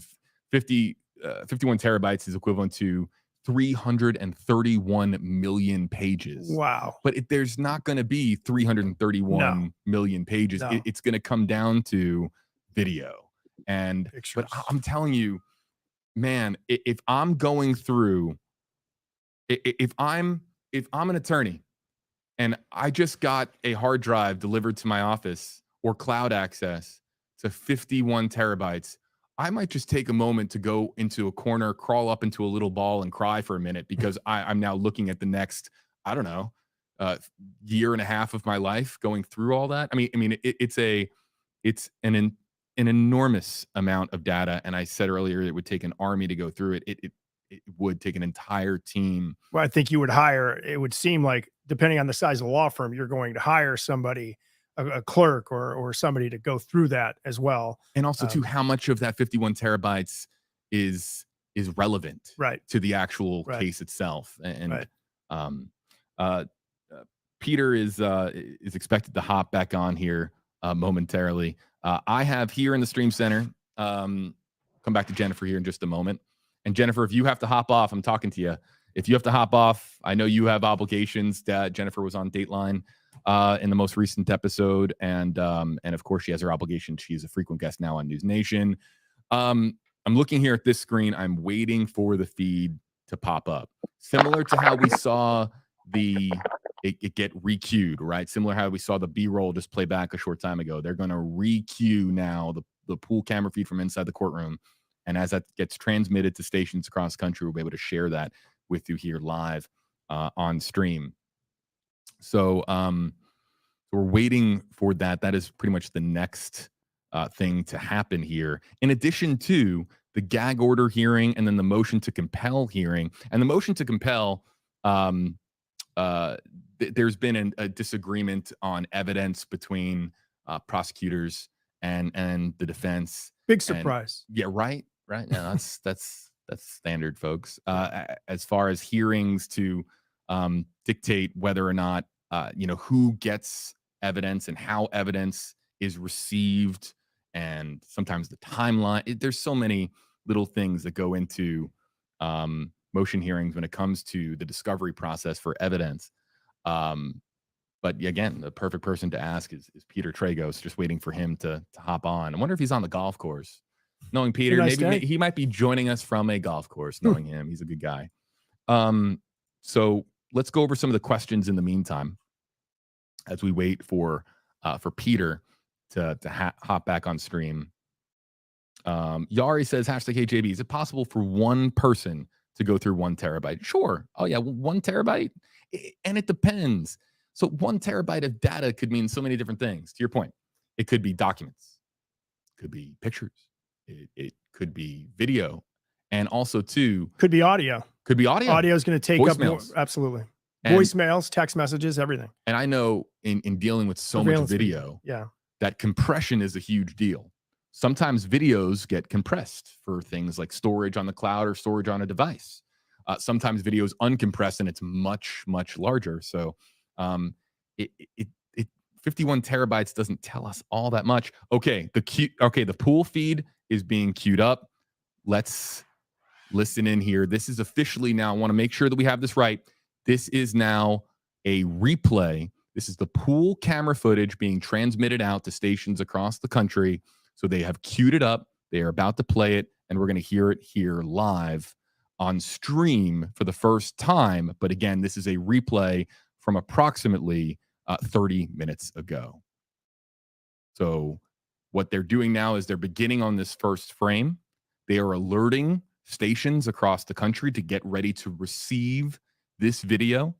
This is how pool camera situations work. It's queued up. It's kind of ready to go. And then they will hit play once they get the green light. During this, what we're going to do is Walt and I and guests we will remain quiet. We will listen in. I'll try to boost up the audio as much as possible here in the stream center so we could hear as much as possible. And then afterwards, we're going to break down some of your observations, some of your questions. We'll be looking for #HeyJB, #HeyWalt in the YouTube comment section. So the video now is being queued up. They've now gone to the closed door. So what we're going to see is Idaho murder suspect Bryan Kohberger enter the courtroom. We're going to see Judge read out the indictment.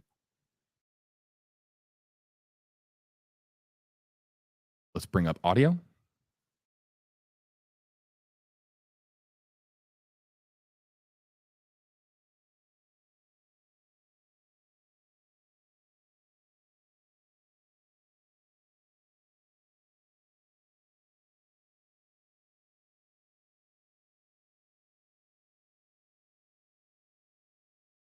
And we're waiting for, again, the pool camera team.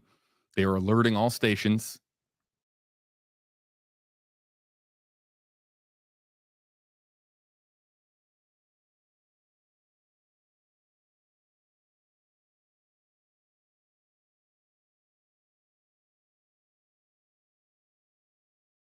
We also have a backup feed in the event that this one goes out. But again, this is the indictment for those of you just joining us. The indictment of Bryan Kohberger, the lone suspect in the murders of 4 University of Idaho students in November of last year. He is facing 4 first-degree murder charges as well as a charge of burglary as well.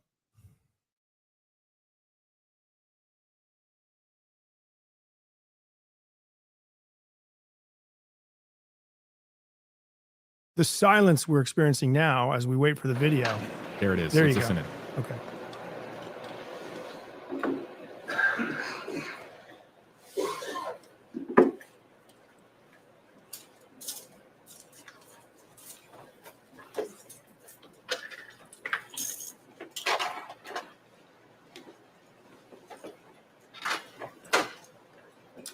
All rise.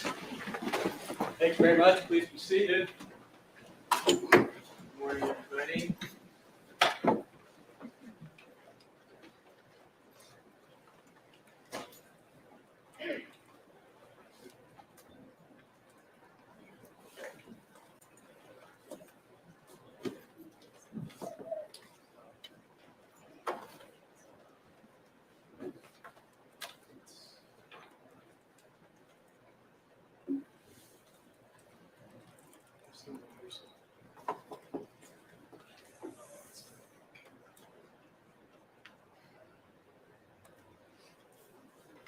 have some people on Zoom here too, so we're gonna hide it. Okay, let's get on the record, please. Thank you. Okay, we are now on the record in State of Idaho versus Bryan C. Kohberger, CR 29222803. Mr. Kohberger is in the courtroom along with his attorney, Ms. Taylor. I believe also part of the team is Jay Logston and Elisa Massa, who is participating by Zoom, I believe. The state is represented by Mr. Thompson, Lake County Prosecutor's Office, or Prosecuting Attorney. Ms. Jennings is of that office too, Lake County Prosecutor's Office. Also, part of that team is Ingrid Beatty and Jeff Nye, both from the Idaho Attorney General's Office. I'm John Judge. If you don't know me, I'm the Lake County District Judge, and I'll be presiding over this case. So, Mr. Kohberger, you've already heard a lot of what I'm going to tell you at your initial appearance, but I'll repeat it to you because it's important, and I want to remind you of these issues. So I'll briefly cover your rights, the charges against you, and the maximum penalties if you are found guilty or if you plead guilty. So I'm going to start with the rights. You have a constitutional right to have an attorney represent you throughout these proceedings. If you cannot afford to hire a lawyer, then one is appointed at public expense. Ms. Taylor and her team have already been appointed, so that's taken care of. You have a right to a speedy and public jury trial where the state would be required to prove every element of each charge against you beyond a reasonable doubt. At that trial, you would have the right to cross-examine the witnesses called against you. That means to see, hear, and question them, to call witnesses to testify for you, and if you choose to testify in your own defense. But you're not required to testify because you also have a right of silence. That right is protected under the Idaho and federal constitutions, so you can remain silent throughout these court proceedings, and that can't be held against you. What you do need to remember, though, is that anything you do say, other than to your lawyers, could be used against you in a later court proceeding. You understand that? Yes, I do. Okay, thank you. You also have a right to appeal any final decision of the court. But in order to exercise that right, you need to file a notice of appeal within 42 days of that final decision, or that right is waived. Also, if you are not a United States citizen, any finding of guilt in this state could have adverse consequences to your legal status. Do you understand these rights? Yes. Any questions about the rights? No. All right. Thank you, Mr. Kohberger. So let's go to the indictment. You have a copy of the indictment in front of you? Yes. Okay, thank you. And you see in the heading your name there. Is that your correctly spelled complete name? Yes, it is. Is that the correct birth date underneath your name? Yes. Are those the correct last four digits of your social security number? Yes. Thank you. All right, I'm going to read you the charges on the indictment, starting with count 1, burglary. That is a felony under Idaho Code Section 18-1401 and 1403. This alleges that you, on or about November 13, 2022, in Latah County, State of Idaho, did unlawfully enter a residence located at 1122 King Road, Moscow, with the intent to commit the felony crime of murder. Count 2, murder in the first degree. That was a felony under Idaho Code Section 18-4001, 4002, 4003, and 4004. This alleges that you, on or about November 13, 2022, in Latah County, State of Idaho, did willfully, unlawfully, deliberately, with premeditation and with malice aforethought, kill and murder Madison Mogan, a human being, by stabbing Madison Mogan, from which she died. Count 3, murder in the first degree, a felony under Idaho Code Section 18-4001, 4002, 4003, and 4004.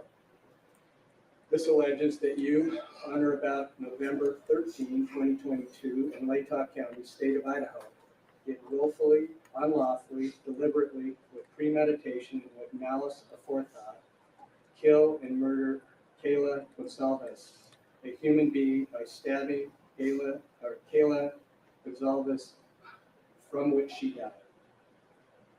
Count 4, murder in the first degree.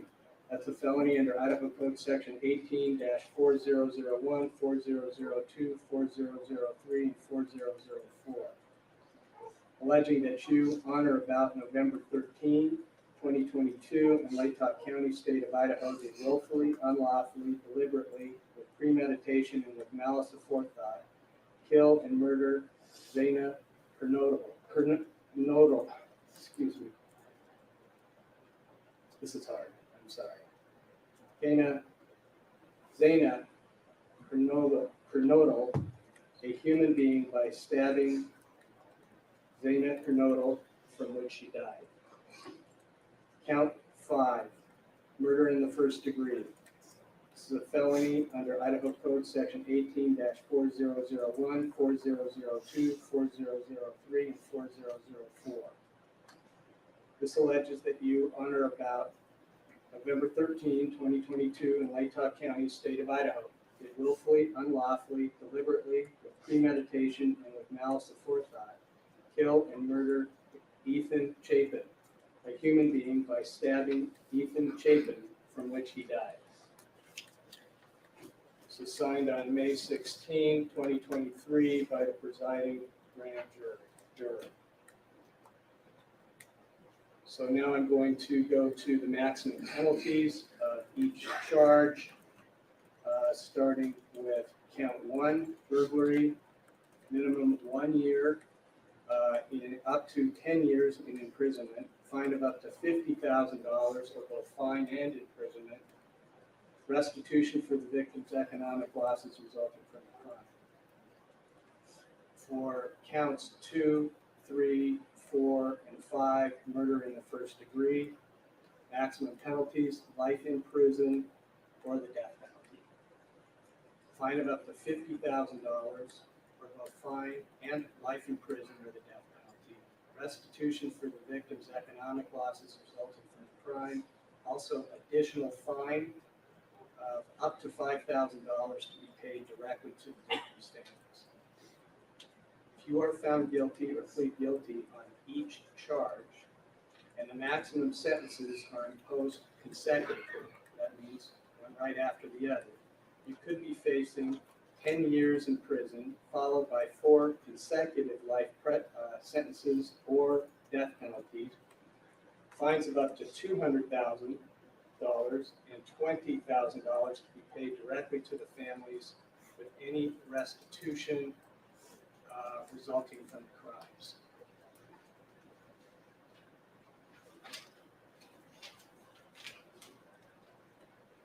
Okay. Mr. Kohberger, do you understand the charge in count 1? Yes. Do you understand the maximum penalty? Yes. Do you understand the charge in count 2, murder in the first degree? Yes. Do you understand the maximum penalty? Yes. Do you understand the charge in count 3, murder in the first degree? Yes. Do you understand the maximum penalty? Yes. Do you understand the charge in count 4, murder in the first degree? Yes. Do you understand the maximum penalty? Yes. Do you understand the charge in count 5, murder in the Yes. first degree? Do you understand the maximum penalty? Yes. Okay, Ms. Taylor, is Mr. Kohberger prepared to plead to these charges? Your Honor, we will be standing silent. Okay, because Mr. Kohberger is standing silent, I'm going to enter not guilty pleas on each charge, counts 1, 2, 3, 4, and 5. Now, at this juncture, the state has 60 days to give notice of intention to seek the death penalty. And Mr. Kohberger has a constitutional and statutory right to a speedy trial. So let's start with you, Ms. Taylor, and then Mr. Thompson to discuss scheduling. Your Honor, we'd ask the court to set this trial at the very outside of the speedy trial, right? We're not prepared to do anything but ask the court to do that today. Okay.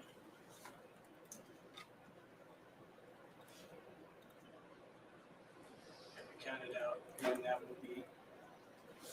November? I have not counted it out, Your Honor, but I believe that would be about November 22nd is when it's run. Maybe November or something in there. So I'd ask the court to set it for an October trial date. How long do you think it will take to try the case? My best guess is it would take at least 4 weeks, maybe 6. So you'd like me to set this for a 6-week trial? At this point, I would, Your Honor.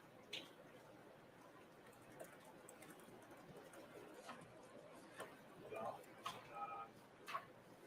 and in order to do so, I will have to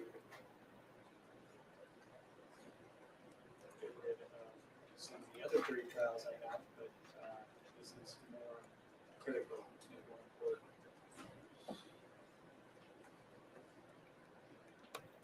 So, Mr. Thompson, what's your? Those trial dates are workable to the state judge. Thank you.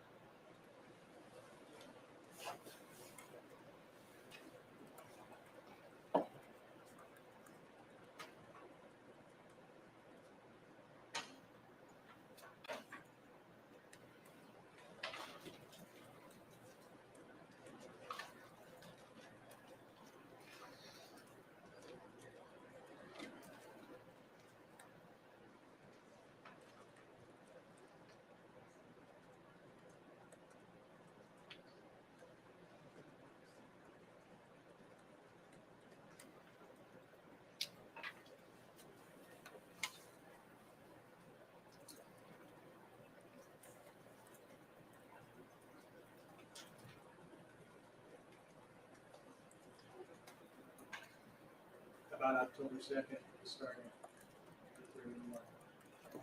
Yes, sir. That work? Okay, for 6 weeks. Yes, sir. Anything else we need to address today, Ms. Taylor? Not with regard to the trial setting, no. Anything else? No. Okay, thank you. Mr. Thompson? Nothing to say at this time, no.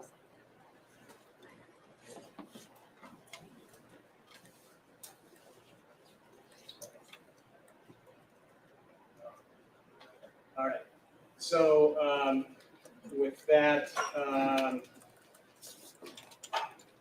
by the way, I do want to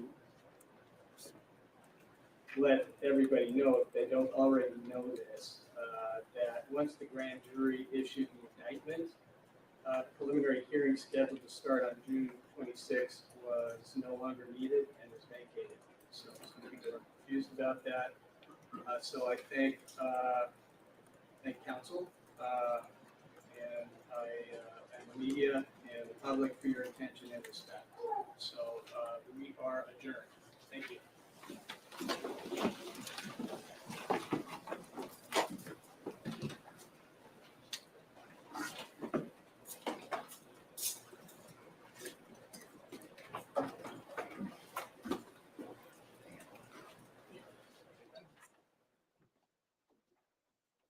Bryan Kohberger electing to stand silent, and the judge entering a plea of not guilty on the 5 charges, 4 for first-degree murder, an additional charge for burglary as well.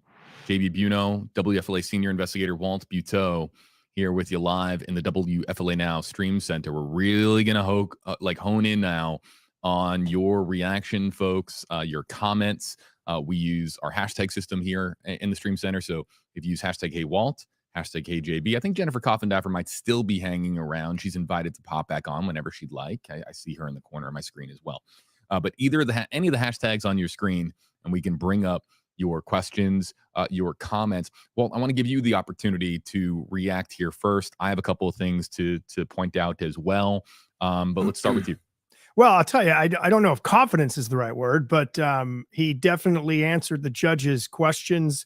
And you don't always hear that, believe it or not. You don't always hear that from defendants. There's sometimes at least a hint of shame might not be the right word, but in his case, he answered every question very directly, full voiced, spoke up, except when it came to the plea, when he remained silent, and we knew he had remained silent for the plea and that the judge had to enter the not guilty plea for him. So it sort of, I guess, maybe surprised me that he was sort of so forthcoming and spoke up so much when he was asked those other questions. What did you think? The word that I'm going to use is very present. Yes. Alert. Yeah. And like he was asking like he was being asked questions about what'd you do last night? Or he was being asked. But he made clear he was enunciating his responses. Yeah. And I was thinking back during over the course of us watching this, I was thinking, my goodness, he is very coherent. And I think back to some of the trials, and our audience members on WFLA Now in our comment section know what I'm talking about when we're talking about some cases like Darrell Brooks, which was all over the place, just straight chaos at every turn. Unbelievable, really. Talking, of course, about Alex Murdaugh, where it was, there was points where he was, just crying as far as emotion. I think back to Johnny Depp and Amber Heard, where there was smirks and twitches. And I know that we're really early on in this process, but this was as straightforward, direct, coherent, and concise of responses as you'll hear from a defendant. I saw one of the first January 6th Bay Area defendants, one of the first Bay Area defendants from January 6th during a federal hearing where cameras aren't allowed in it, as the judge was reading the charges against him, actually, I should say, put his head on the table, just went thump like that in a federal courtroom. Did he hurt himself? He just was sort of like, if I was interpreting it, it was sort of, what did I do? And that, of course, was not nearly as serious as this. But yeah, this guy was definitely very straightforward, like you said, very present. And the only reason maybe we're surprised by that is because we knew ahead of time he did not enter a plea. And I think Jennifer makes a good point. Was that about control? I'm controlling this. You're not controlling this. I'll answer your questions, but you're not controlling whether what I say for my plea. But at the end of the day, the judge controlled it. And I look, did you observe arrogance? Is that what you're saying? Did you see someone? I would say more confidence than arrogance. Okay. And there's a difference. Yeah. Just more of again, I sort of expected soft spoken, maybe as opposed. No, he enunciated very clearly his responses. Yes. And it almost reminded me of some of the traffic stop videos that we had seen where he was he appeared to be just making sure that he was very clear in what he was saying. And there's going to be this is a replay, by the way. This is actually the satellite coordinates for the feed itself, but they are playing it back a second time for news stations that missed it the first time. This is just. And his attorney sort of smiled at the courtroom when she came in. He looks about the same, doesn't he, to you? Does he look the same that he did? Say that again. I'm sorry. Does he look the same that he did? He does to me. Oh, yeah. Kohberger. Yeah. No, he looks very, very similar. Here he is rising for Judge John Judge. Our comment section was lighting up about Judge. And people that have watched me before know that the very last thing I ever do is ignore people in the comment section and their observations. And as far as the pronunciation of the names, our comment section was lighting up about the but I wrote down one note. Brian Enton did such a great job on Twitter as far as documenting what transpired that it was very easy for us to follow along. But I did document one thing here in my notes, and Judge stopped at one point and said, "Sorry, this is hard." Did you catch that? Yeah. He stopped as Yeah. he was reading the names of the victims, and he just It said, is hard. "Sorry, Absolutely, this is hard." because they're not just names. They are people, and the way their life ended is just not. There it is. There Let's you go. listen in. Okay.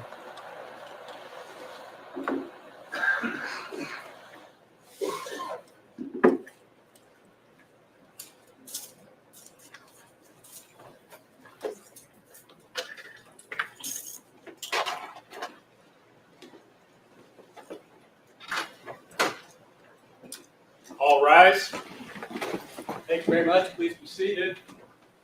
Good morning, everybody.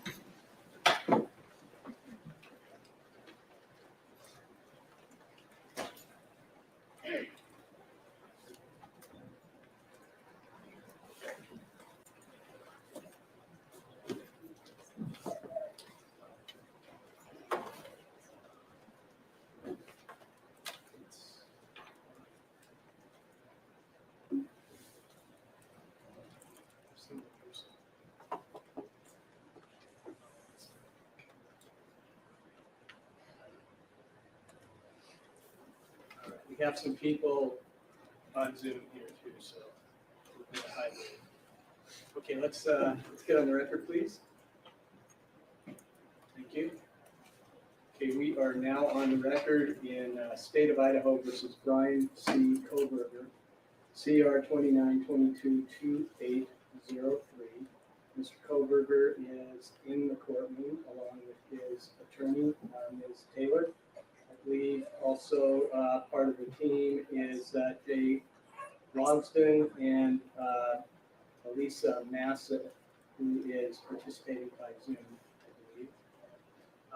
The state is represented by Mr. Thompson, Lake County Prosecutor's Office, or Prosecuting Attorney. Ms. Jennings is of that office too, Lake County Prosecutor's Office. Also part of that team is Ingrid Beatty and Jeff Nye, both from the Idaho Attorney General's Office. I'm John Judge. If you don't know me, I'm a Lake County District Judge, and I'll be presiding over this case. So, Mr. Kohberger, you've already heard a lot of what I'm going to tell you at your initial appearance, but I'll repeat it to you because it's important, and I want to remind you of these issues. So I'll briefly cover your rights, the charges against you, and the maximum penalties if you are found guilty or if you plead guilty. So I'm going to start with the rights. You have a constitutional right to have an attorney represent you throughout these proceedings. If you cannot afford to hire a lawyer, then one is appointed at public expense. Ms. Taylor and her team have already been appointed, so that's taken care of. You have a right to a speedy and public jury trial where the state would be required to prove every element of each charge against you beyond a reasonable doubt. At that trial, you would have the right to cross-examine the witnesses called against you. That means to see, hear, and question them, to call witnesses to testify for you, and if you choose to testify in your own defense. But you're not required to testify because you also have a right of silence. That right is protected under the Idaho and federal constitutions, so you can remain silent throughout these court proceedings, and that can't be held against you in any way.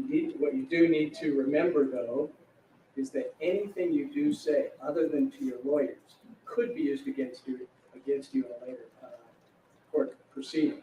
You understand that? Yes, I do. Okay, thank you. You also have a right to appeal any final decision of the court.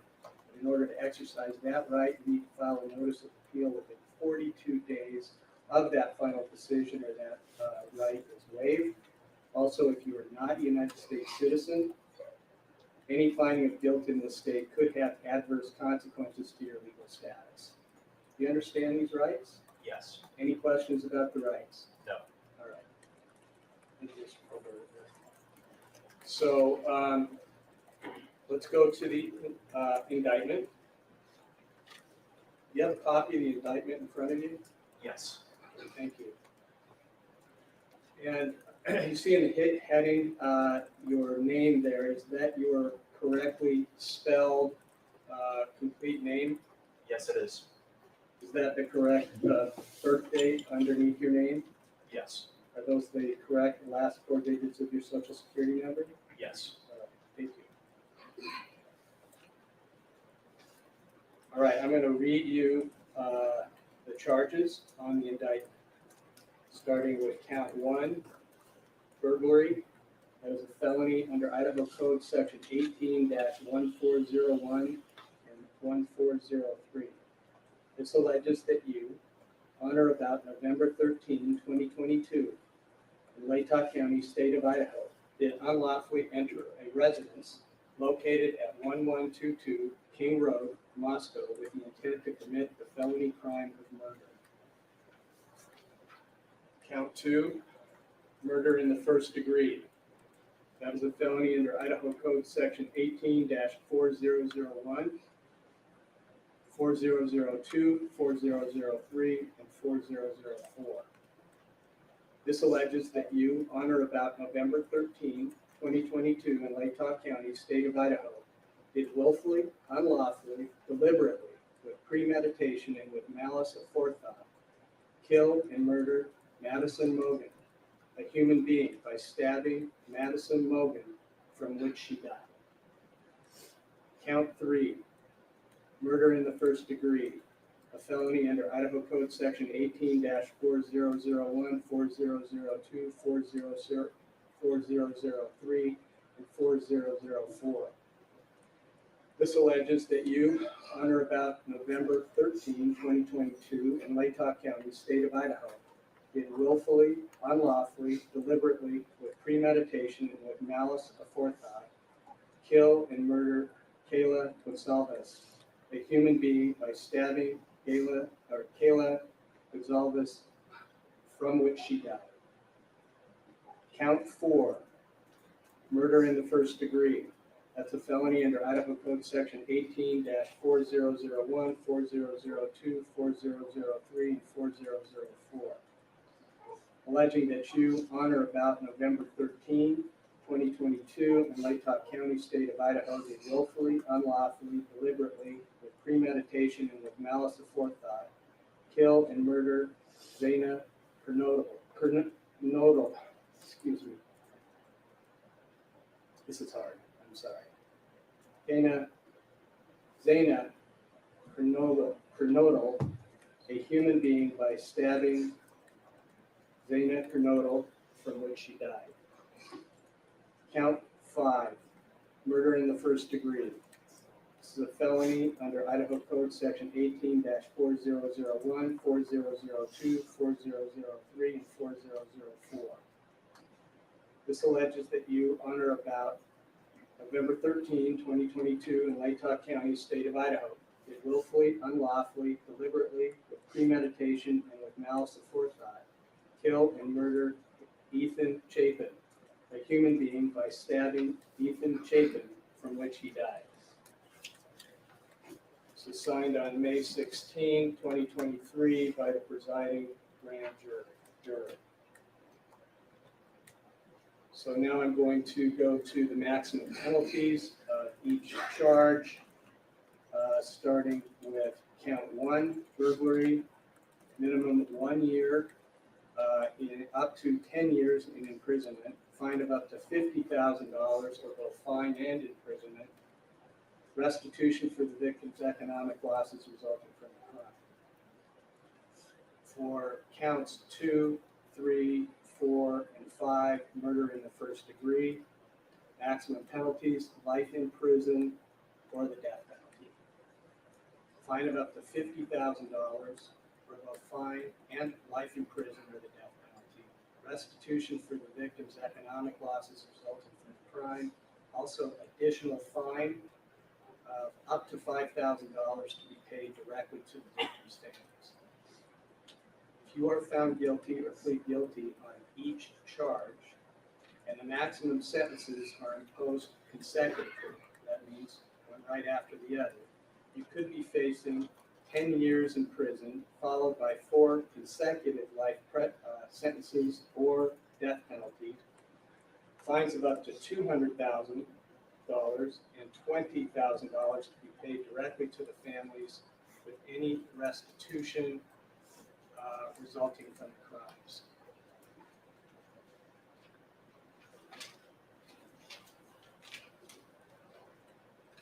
Okay. Mr. Kohberger, do you understand the charge in count 1? Yes.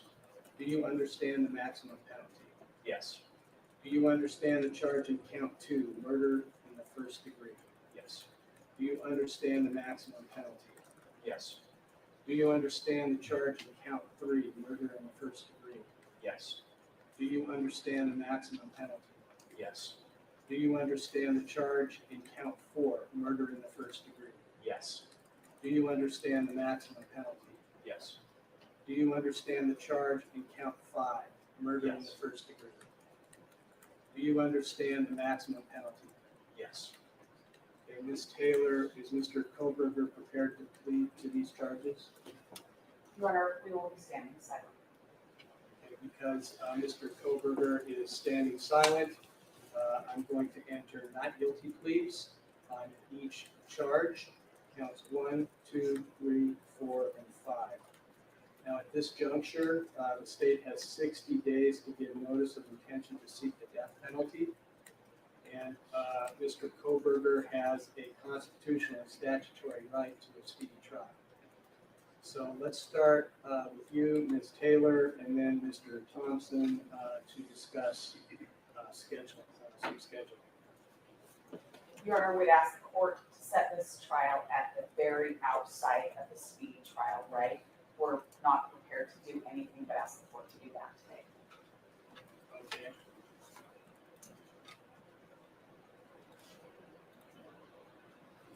Have we counted out when that will be? November? I have not counted it out, Your Honor, but I believe that would be about November 22nd is when this will run. Maybe November 20th, somewhere in there. So I'd ask the court to set it for an October trial date. How long do you think it will take to try the case? My best guess is it would take at least 4 weeks, maybe 6. So you'd like me to set this for a 6-week trial? At this point, I would, Your Honor.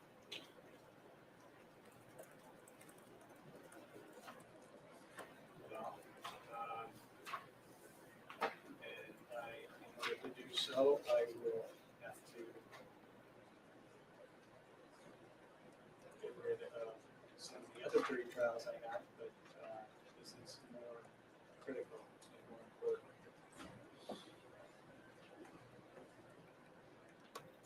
So, Mr. Thompson, what's your? Those trial dates are workable for the state judge. Thank you.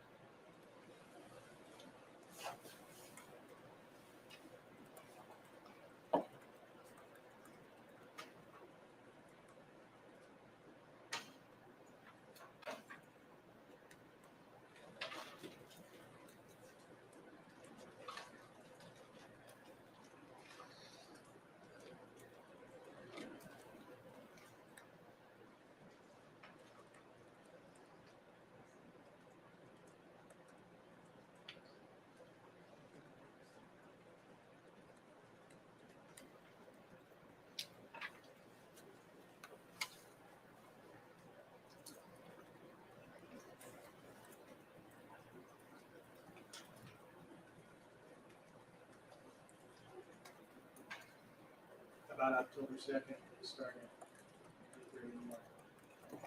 Yes, sir. That work? Okay, for 6 weeks. Yes, sir. Anything else we need to address today, Ms. Taylor? Not with regard to the trial setting, no. Anything else? No. Okay, thank you. Mr. Thompson? Nothing to say at this time, Your Honor.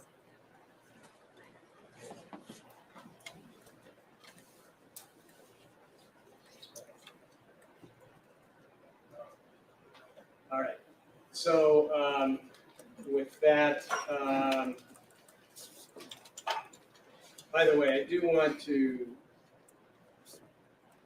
let everybody know, if they don't already know this, that once the grand jury issued the indictment, preliminary hearing scheduled to start on June 26th was no longer needed and was vacated. So some people are confused about that. So I thank counsel and the media and the public for your attention and respect. So we are adjourned. Thank you.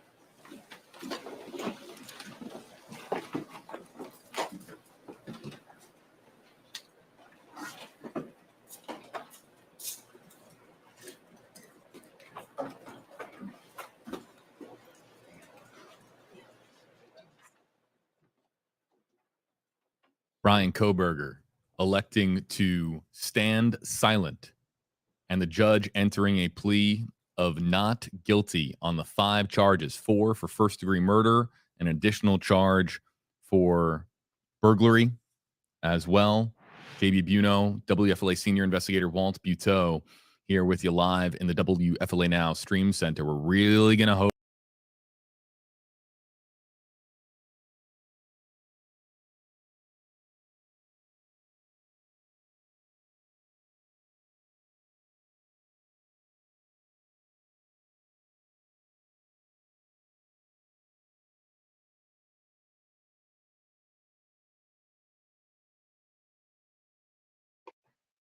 Well, there we go. There's the arraignment for Bryan Kohberger.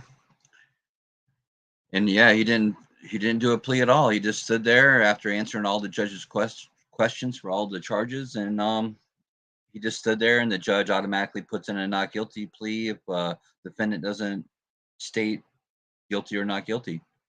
So I don't know if that's by design or if he just doesn't want to say anything at that point, or if it's best not to say that moving forward.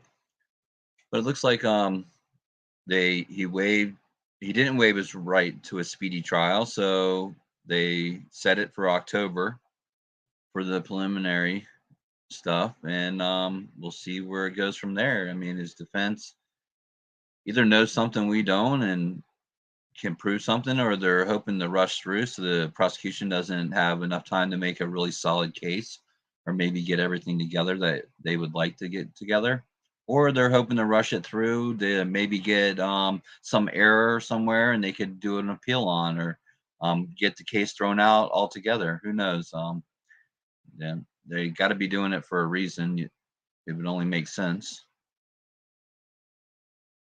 if you're going to waive your right, or if you're not going to waive your right to a speedy trial and you wanted to go through that fast, you got to have some motive or something that you want to do, or some strategy that you're trying to implement with this.